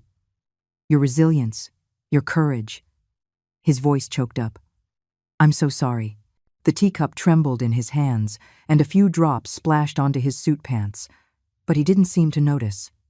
Why are you suddenly saying this? I sat down across from him. Let the past be the past. I can't, Mom. He looked up, his eyes red. I read the letters in the diary you left for me last night. I didn't sleep at all. The letters and the diary. I paused. I remembered that on the day I left, I had indeed left a few letters under the pillow and placed an old diary on the dresser. That diary chronicled my life from my son's birth to my husband's death, including the time I sold my gold bracelets when his business failed, and the hardship of taking care of my husband alone when he was sick. You read all of that? I asked softly. I did. From beginning to end, he said, wiping his face. Mom, I had no idea you had sacrificed so much for me. I'm such a jerk. Seeing his anguish, my heart ached. As a mother, I never intended to use those sacrifices to hold him hostage. I just loved him purely and was willing to do anything for him. Son, I did those things because I wanted to. I patted his hand.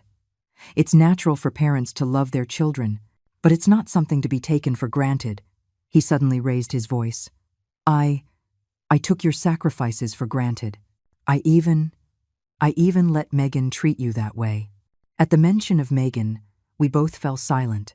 Over the past 6 months, although she was no longer verbally abusive, she was still reserved and distant whenever she visited, like a child who had done something wrong. How has Megan been lately? I broke the silence. We've separated, he said in a low voice. What? I looked at him in shock. When?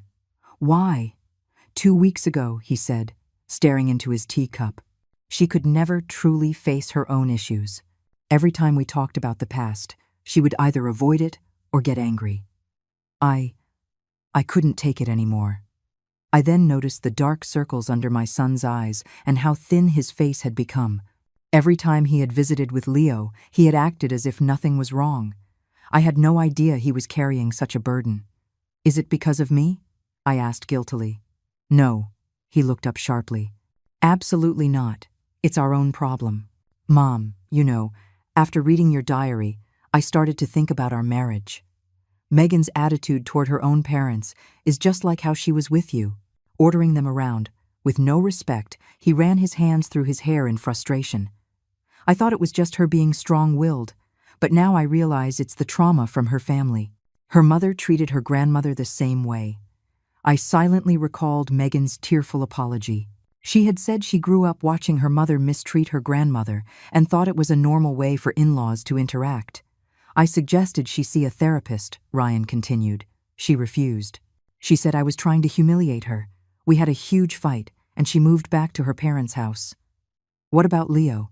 I asked urgently. He's with me, he managed a weak smile. The little guy is so grown up now.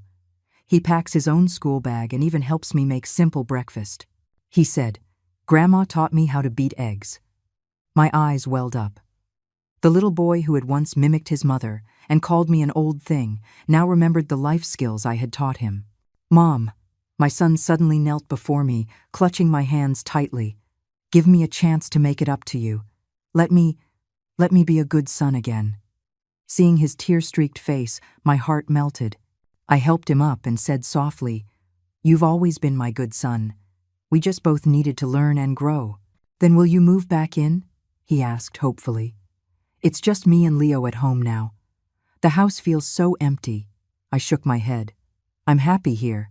But you can visit me anytime, and I can go spend time with Leo on the weekends. His face fell with disappointment, but he quickly composed himself. I understand. You have your career here, your friends. It was selfish of me to ask. It's not selfish, I corrected him with a smile. It's love. I'm happy that you want me to live with you, but we both need our own space, right? He nodded, wiping his tears. Then at least let me do something for you. Do you need funding for your book? I know some people in publishing. Seeing how eager he was to make amends, an idea came to me.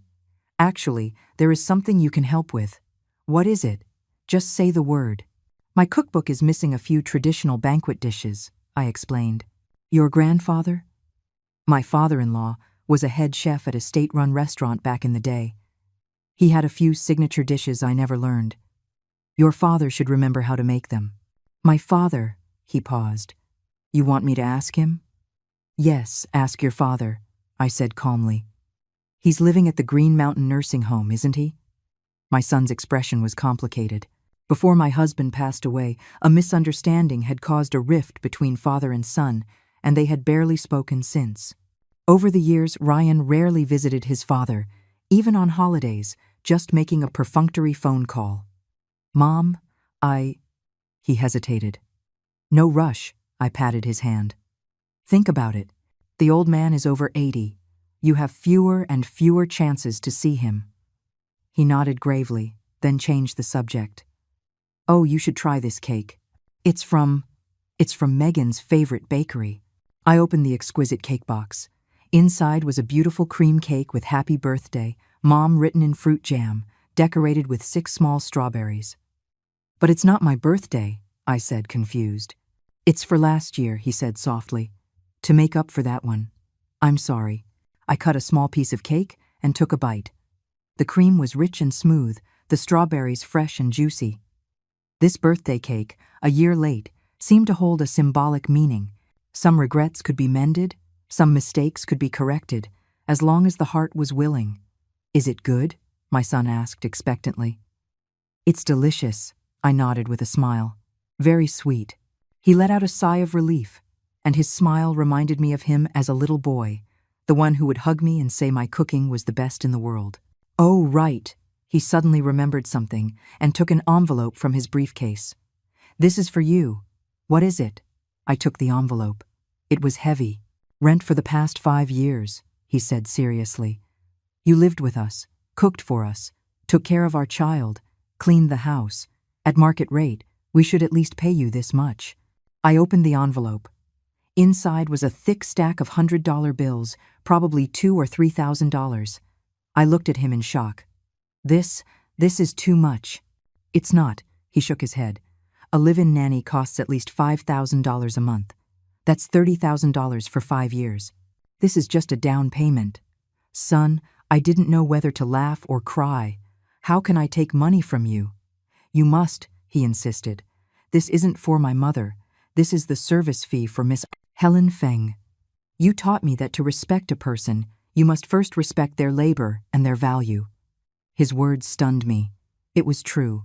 For 5 years, I had given my all without compensation, precisely because my labor was not respected and my value was not recognized. Then I'll accept it, I finally nodded. I can use it to publish my cookbook. If it's not enough, just let me know, he said, relieved. He then added, "Oh, and next week is Leo's school's parent-child event. They need a parent to participate. Do you have time?" Of course, my eyes lit up. "What's the event?" "A dumpling-making contest," he said with a smile. "Leo insists on having his grandma there. He says grandma makes the best dumplings. That child—" I shook my head with a smile. My heart filled with sweetness. My son stayed until evening. As he was leaving, he hugged me tightly and whispered in my ear, "Mom, I love you. Really." Those 3 simple words made me cry. How many years had it been since I heard my son express his feelings so directly? After closing the door, I leaned against it, letting the tears flow. Our conversation today had opened a new door in our relationship. From now on, we were not just mother and son by default, but 2 people who truly respected and understood each other. Outside, the sun was setting, and the ginkgo leaves glowed in the fading light. Life at 60, it turned out, could be so brilliant. The Green Mountain Nursing Home was nestled on a small hill in the suburbs, surrounded by lush trees, a tranquil environment. I stood at the main gate, took a deep breath, and adjusted the insulated container in my hand. Inside were freshly made meatballs and braised fish, my late husband's 2 favorite dishes. "Helen, you're here." The young nurse at the front desk greeted me warmly. "Mr. Fung is sunbathing in the garden. I'll take you to him." Following the nurse down the long corridor, my heart beat faster and faster. It had been 5 years. Since my husband, George, moved into the nursing home, we had seen each other only a handful of times. It wasn't that I didn't want to come, but every visit ended in an argument. He would blame me for spoiling our son, and I would resent him for being too strict. After our last fight, he refused to see me, even when he was hospitalized for surgery. In the garden, several seniors were playing chess and chatting. The nurse pointed to a bench in the distance. "The one in the gray sweater, that's Mr. Feng." I looked in the direction she was pointing and almost didn't recognize him. The stooped, white-haired man. Could that really be the tall, strong husband I remembered? "George?" I called out softly, walking up to him. He slowly looked up, a flicker of surprise in his cloudy eyes, which then returned to a calm expression. "What are you doing here?" "I brought you something to eat," I said, holding up the container. "Meatballs and braised fish, your old favorites." He stared at the container for a few seconds, then finally scooted over, making room for me on the bench. I sat down and opened the lid. The aroma immediately filled the air. His nose twitched, and his expression softened slightly. "Have some?" I handed him the chopsticks. He took them, picked up a piece of fish, and slowly chewed. Suddenly, a tear dropped into the container. "It still tastes the same." His voice was hoarse. After 5 years, my eyes welled up too. Yes, 5 years. In these 5 years, he had missed our son's wedding, the birth of our grandson, my 60th birthday, and any chance for us to reconcile. "How have you been?" He broke the silence.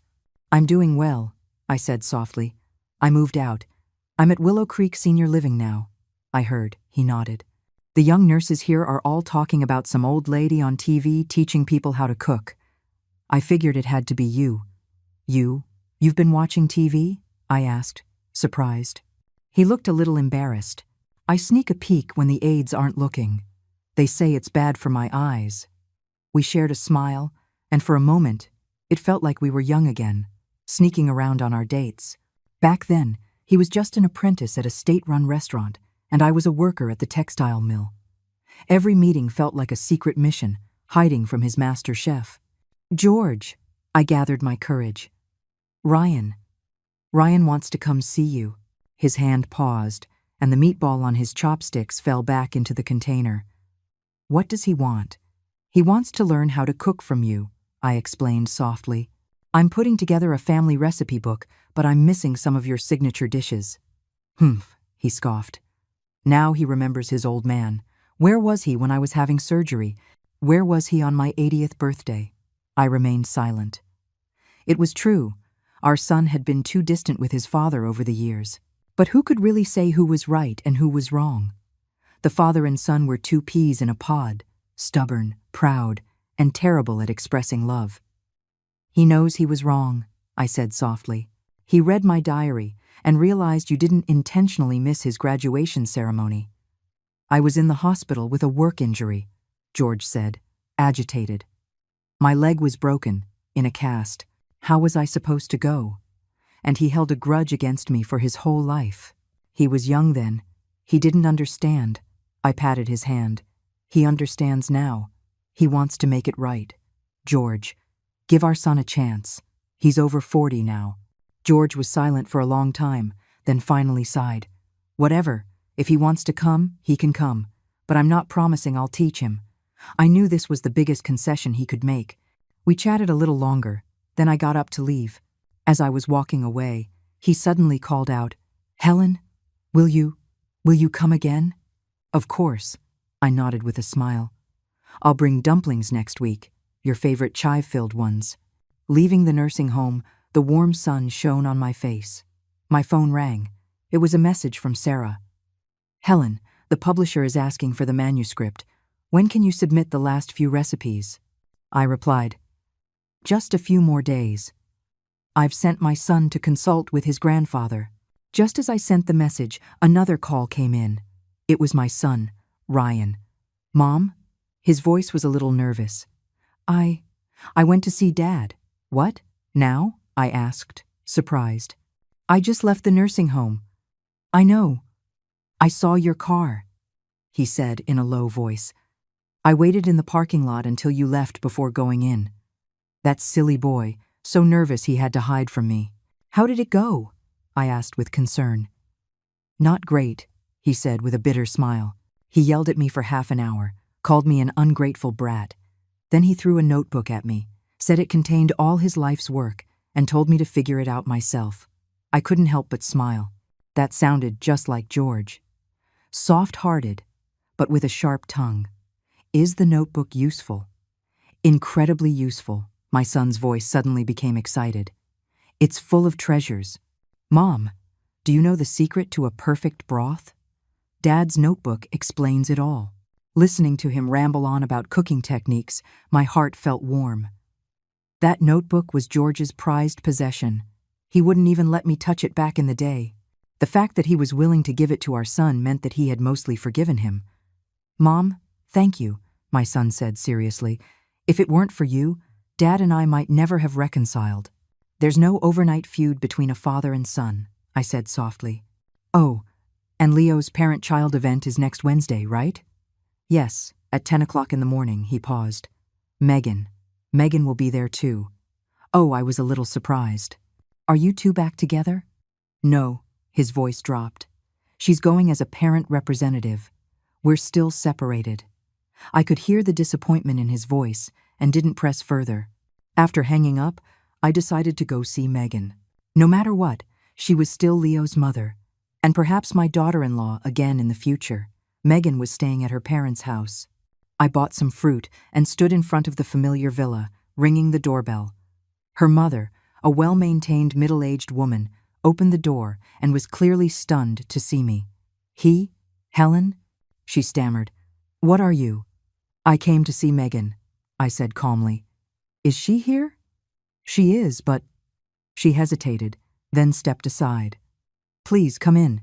The house was as immaculate and luxurious as ever, but it felt cold. Megan was sitting on the sofa in the living room.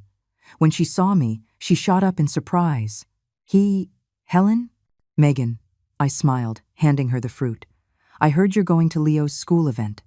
I came to see if I could help." She stood there, fidgeting, her eyes darting away. You don't hate me?" "Hate?" I shook my head. "Why would I hate you?" "Because of what I did to you." Her voice trailed off. "Let the past be the past," I said softly. "What matters is the now and the future. Speaking of which, the event is a dumpling-making contest. Do you need me to teach you a few tricks?" Her mother stood by, utterly bewildered, clearly having no idea what had transpired between us. Megan's eyes turned red, and she nodded slightly. Thank you, Helen. I really don't know how to make dumplings. Then let's start now, I said, rolling up my sleeves. Where's the kitchen? For the next 2 hours, in the luxurious kitchen, I taught Megan the art of making dumplings, the technique for kneading the dough, the secret to a flavorful filling, and various ways to fold them. She was a diligent student, clumsy but sincere. Her mother watched from the side, her expression complex. Helen, Megan suddenly asked. Why? Why are you still willing to teach me? Because you're Leo's mother, I said, demonstrating how to make a pleated dumpling, and I believe that people can change. Just like me. I only started learning to live for myself at 60. Her mother overheard this, gave me a thoughtful look, and quietly left the kitchen. Helen, Megan lowered her voice. I went to see a therapist, like Ryan suggested. Really? I asked, pleasantly surprised. Did it help? She nodded, her eyes shining with tears. The doctor said, my attitude toward you was a form of intergenerational trauma. My mother treated my grandmother the same way. She haltingly recounted her therapy sessions, how she began to recognize her behavioral patterns and confront her family issues. Listening to her, my own eyes grew moist. This daughter-in-law, who I had once despised, was also a wounded child. Helen, I will get better, she said, wiping her tears, her voice firm. For Leo, for Ryan, and for myself. When I was leaving, Megan insisted on walking me to the gate. Her mother suddenly ran out after us and handed me an exquisite gift box. Helen, this is just a small token. I'm so sorry about Megan's behavior. I opened the box. Inside was a beautiful silk scarf. I looked up at her. This usually proud woman had a hint of shame in her eyes. Thank you, but there's no need, I said gently but firmly, handing the box back to her. Megan and I will work things out ourselves. Walking home, I felt lighter than ever. It turned out that forgiving others was also a way of liberating oneself. At this stage of life, past grievances suddenly seemed less important. Back at the community, Ruth pulled me aside conspiratorially. Helen, I have some good news for you. What is it? The city is selecting the most beautiful senior, and our community nominated you, she said excitedly. If you win, you can even go to the state competition. I didn't know whether to laugh or cry. I'm this old. What competition am I going to enter? What's wrong with being old? Ruth retorted. You're the representative for seniors in our city now. You're a great cook, you have a great attitude, and you've handled your family situation so well. Handled my family situation well. I shook my head. My family was a mess, separated from my husband for years. My son and daughter-in-law's marriage in crisis. My grandson caught in the middle. But then I thought again. Weren't we all trying to mend, trying to grow? That evening, a text came from my son. Mom, Dad agreed to let me visit him every week. Today, we made braised pork together. He said my cooking technique was pretty good. This was followed by a message from Megan. Helen, I practiced all afternoon and finally made some decent dumplings. Leo said they're better than the school cafeterias. Looking at these 2 messages, I smiled as I fell asleep. I dreamed of a scene. During the holidays, our whole family was gathered together, making dumplings. George was teaching Ryan how to season the filling. I was teaching Megan how to roll the dough, and Leo was happily playing with a piece of dough on the side. The day of the parent-child event was bright and sunny. I arrived at Leo's school early, carrying a bag of prepared ingredients. The school gate was already crowded with parents and children. From a distance, I saw my son's tall figure, with Megan and Leo standing beside him. Grandma! Leo spotted me and ran into my arms. Sweetie, I kissed his cheek. Are you ready for the competition? I'm ready. He puffed out his chest proudly. Mommy has been practicing a lot. I looked at my son and daughter-in-law as they walked over. Ryan was in a suit, while Megan was in a simple t-shirt and jeans with no makeup. This was a first in my memory. Mom, my son smiled, taking the bag from me. Helen? Megan greeted me softly, her gaze steady. Everyone's here, let's go in, I said, taking Leo's hand and leading the way. The activity room was set up with a dozen tables, each with dough and filling. Families found their spots, eagerly waiting for the competition to begin. Parents and students, the principal announced over a microphone. The family dumpling making competition will now begin. You have 30 minutes. Both quantity and quality will be judged. Begin. At the signal, everyone got busy. Our team had a clear division of labor. I rolled the wrappers, my son seasoned the filling, and Megan and Leo folded the dumplings. Watching my daughter-in-law's clumsy but earnest movements, I couldn't help but guide her. Like this, use a little more force when you pinch it. Yes, just like that. Grandma, look at mine. Leo held up a lopsided dumpling, his face beaming with pride. That's wonderful. I praised him sincerely, much better than the first one I ever made. Megan's dumplings gradually started to look better. Though not as neat as mine, at least they didn't fall apart. The aroma from my son's filling drew envious glances from the other parents. "Mr. Fong," one parent said in surprise, looking at Ryan's skillful movements. "I didn't know you had this talent." "It runs in the family," my son replied with a smile. "My dad was a chef, and my mom is even better. She's about to publish a cookbook." Hearing the pride in his voice warmed my heart. For so many years, my son was finally proud of me, instead of seeing me as an uneducated old woman. After the competition, the judges tasted the dumplings from each group. When they got to ours, the teachers all praised them. Thin wrappers, generous filling, perfectly seasoned. The first prize is well deserved. We won. Leo jumped up and down. Grandma is the best. When we went up to receive the award, the principal specifically asked me to represent the family. Holding the small trophy, looking at the happy smiles of my son's family below the stage, I suddenly felt that this was happiness simple, ordinary, yet real. After the event, we left with our prize, a set of children's cooking utensils. At the school gate, Megan suddenly took my hand. "Helen, thank you. We couldn't have won without you." "It was a team effort." I patted her hand. "You've improved a lot." She hesitated, then said softly, "Ryan and we're thinking about getting back together." I looked at my son. He nodded, his eyes filled with hope and trepidation. "That's your decision to make," I said gently. "But no matter what, Leo needs a complete family." "Helen," Megan's eyes turned red. Will you move back in with us?" "I promise."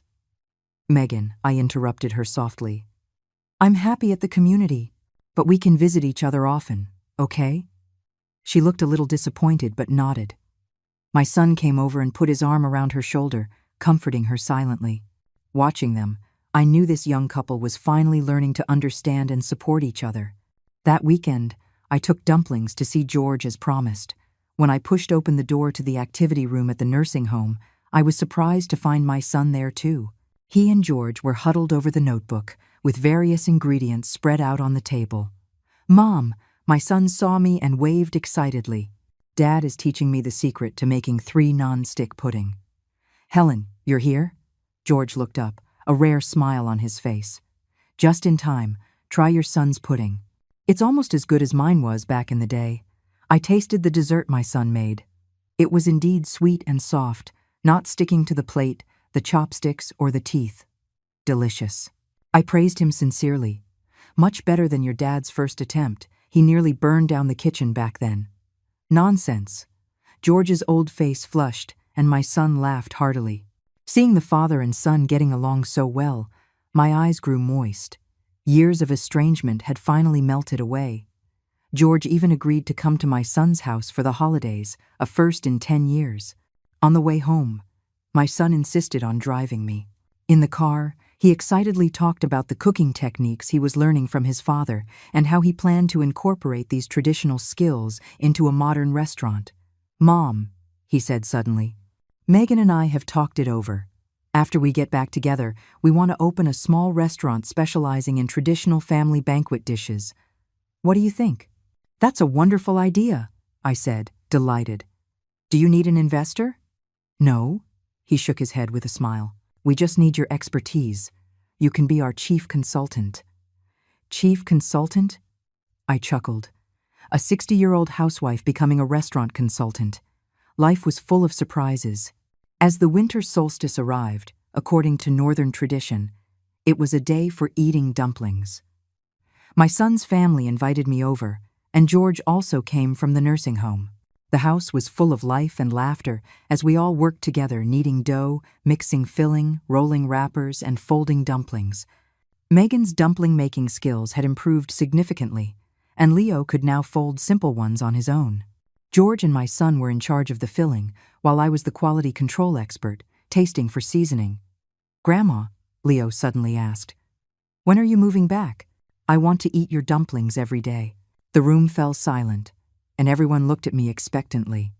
I knelt down to Leo's level. "Sweetie, Grandma has her own little house now, and her own job.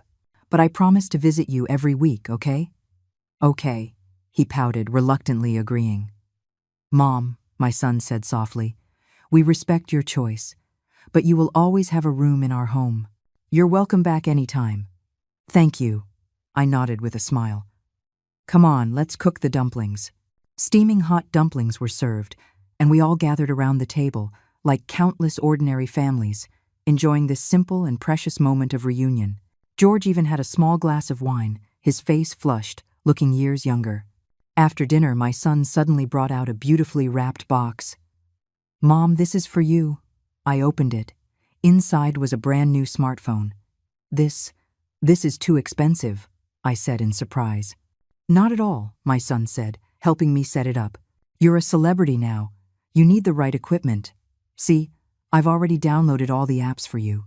You can upload your cooking videos directly." "I don't know how to make videos," I said, not knowing whether to laugh or cry. "I'll teach you," Leo volunteered. "We have a computer class at school." Seeing my family's enthusiasm, I had to accept this sweet burden. Megan even helped me register a video account called Grandma Helen's Kitchen. "What should we film for the first video?" my son asked eagerly. "Let's just film us making dumplings," I said, looking at the leftover ingredients. The whole family together. And so, on that ordinary winter solstice evening, we recorded our first family video.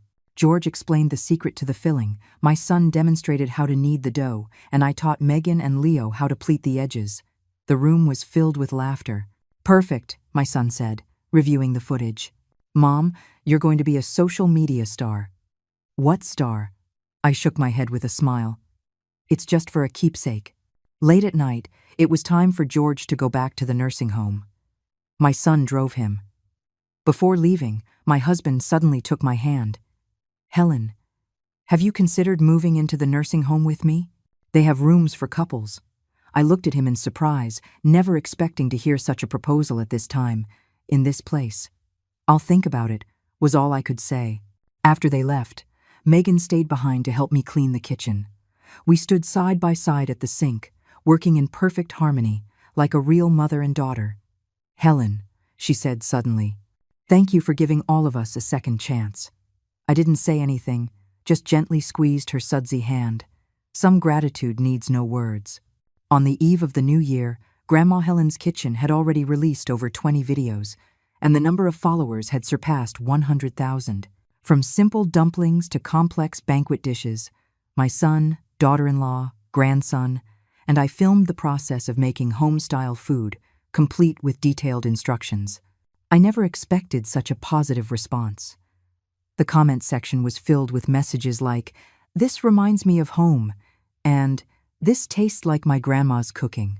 "Mom, look at this one," my son pointed to a comment excitedly. "It's a producer from the provincial TV station.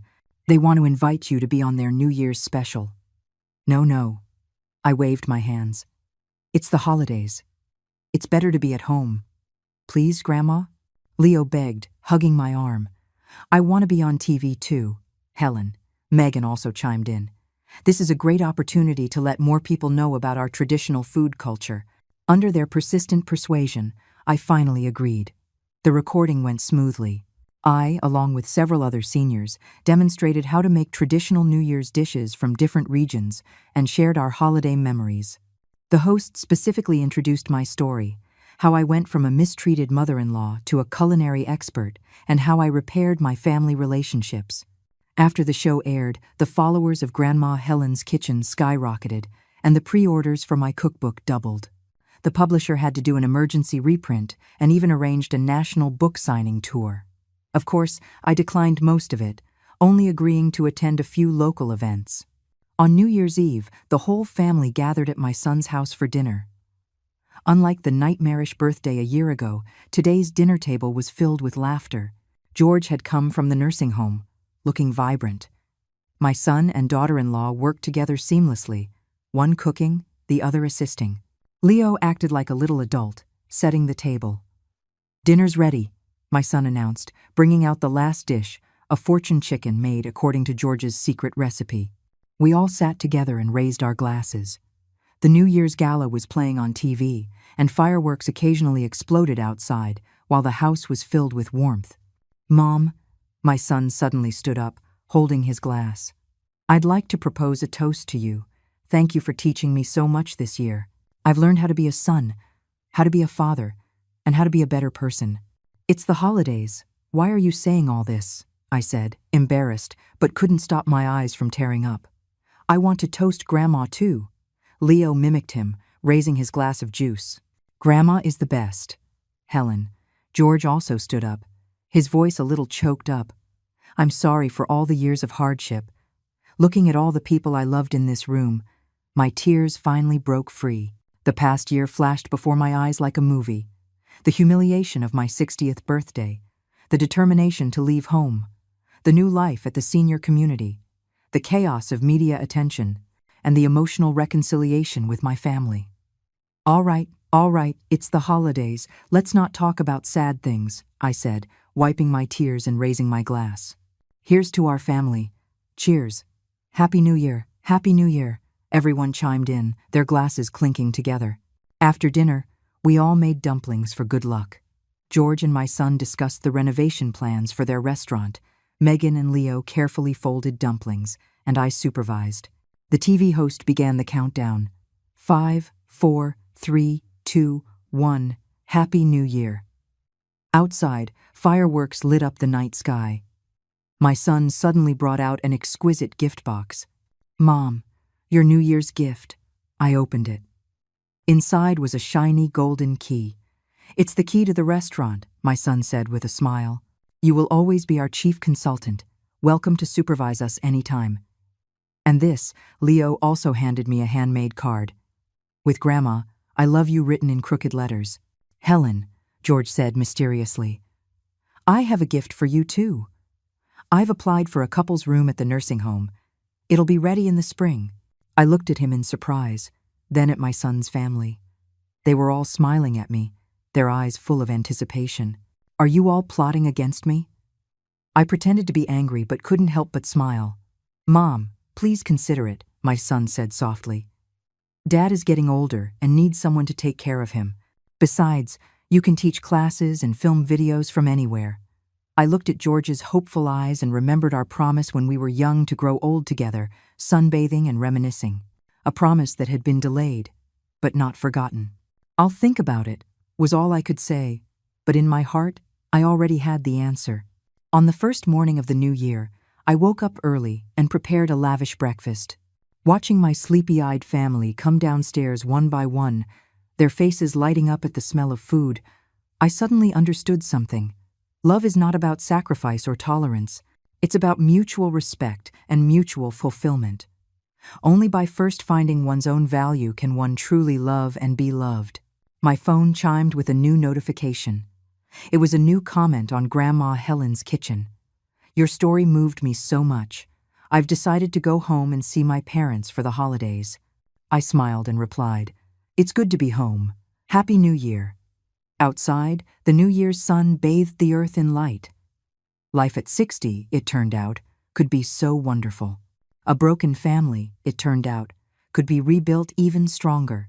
In the days to come, I would still be Helen Fung, not just someone's wife, someone's mother, or someone's grandmother, but myself, a person with dignity and value,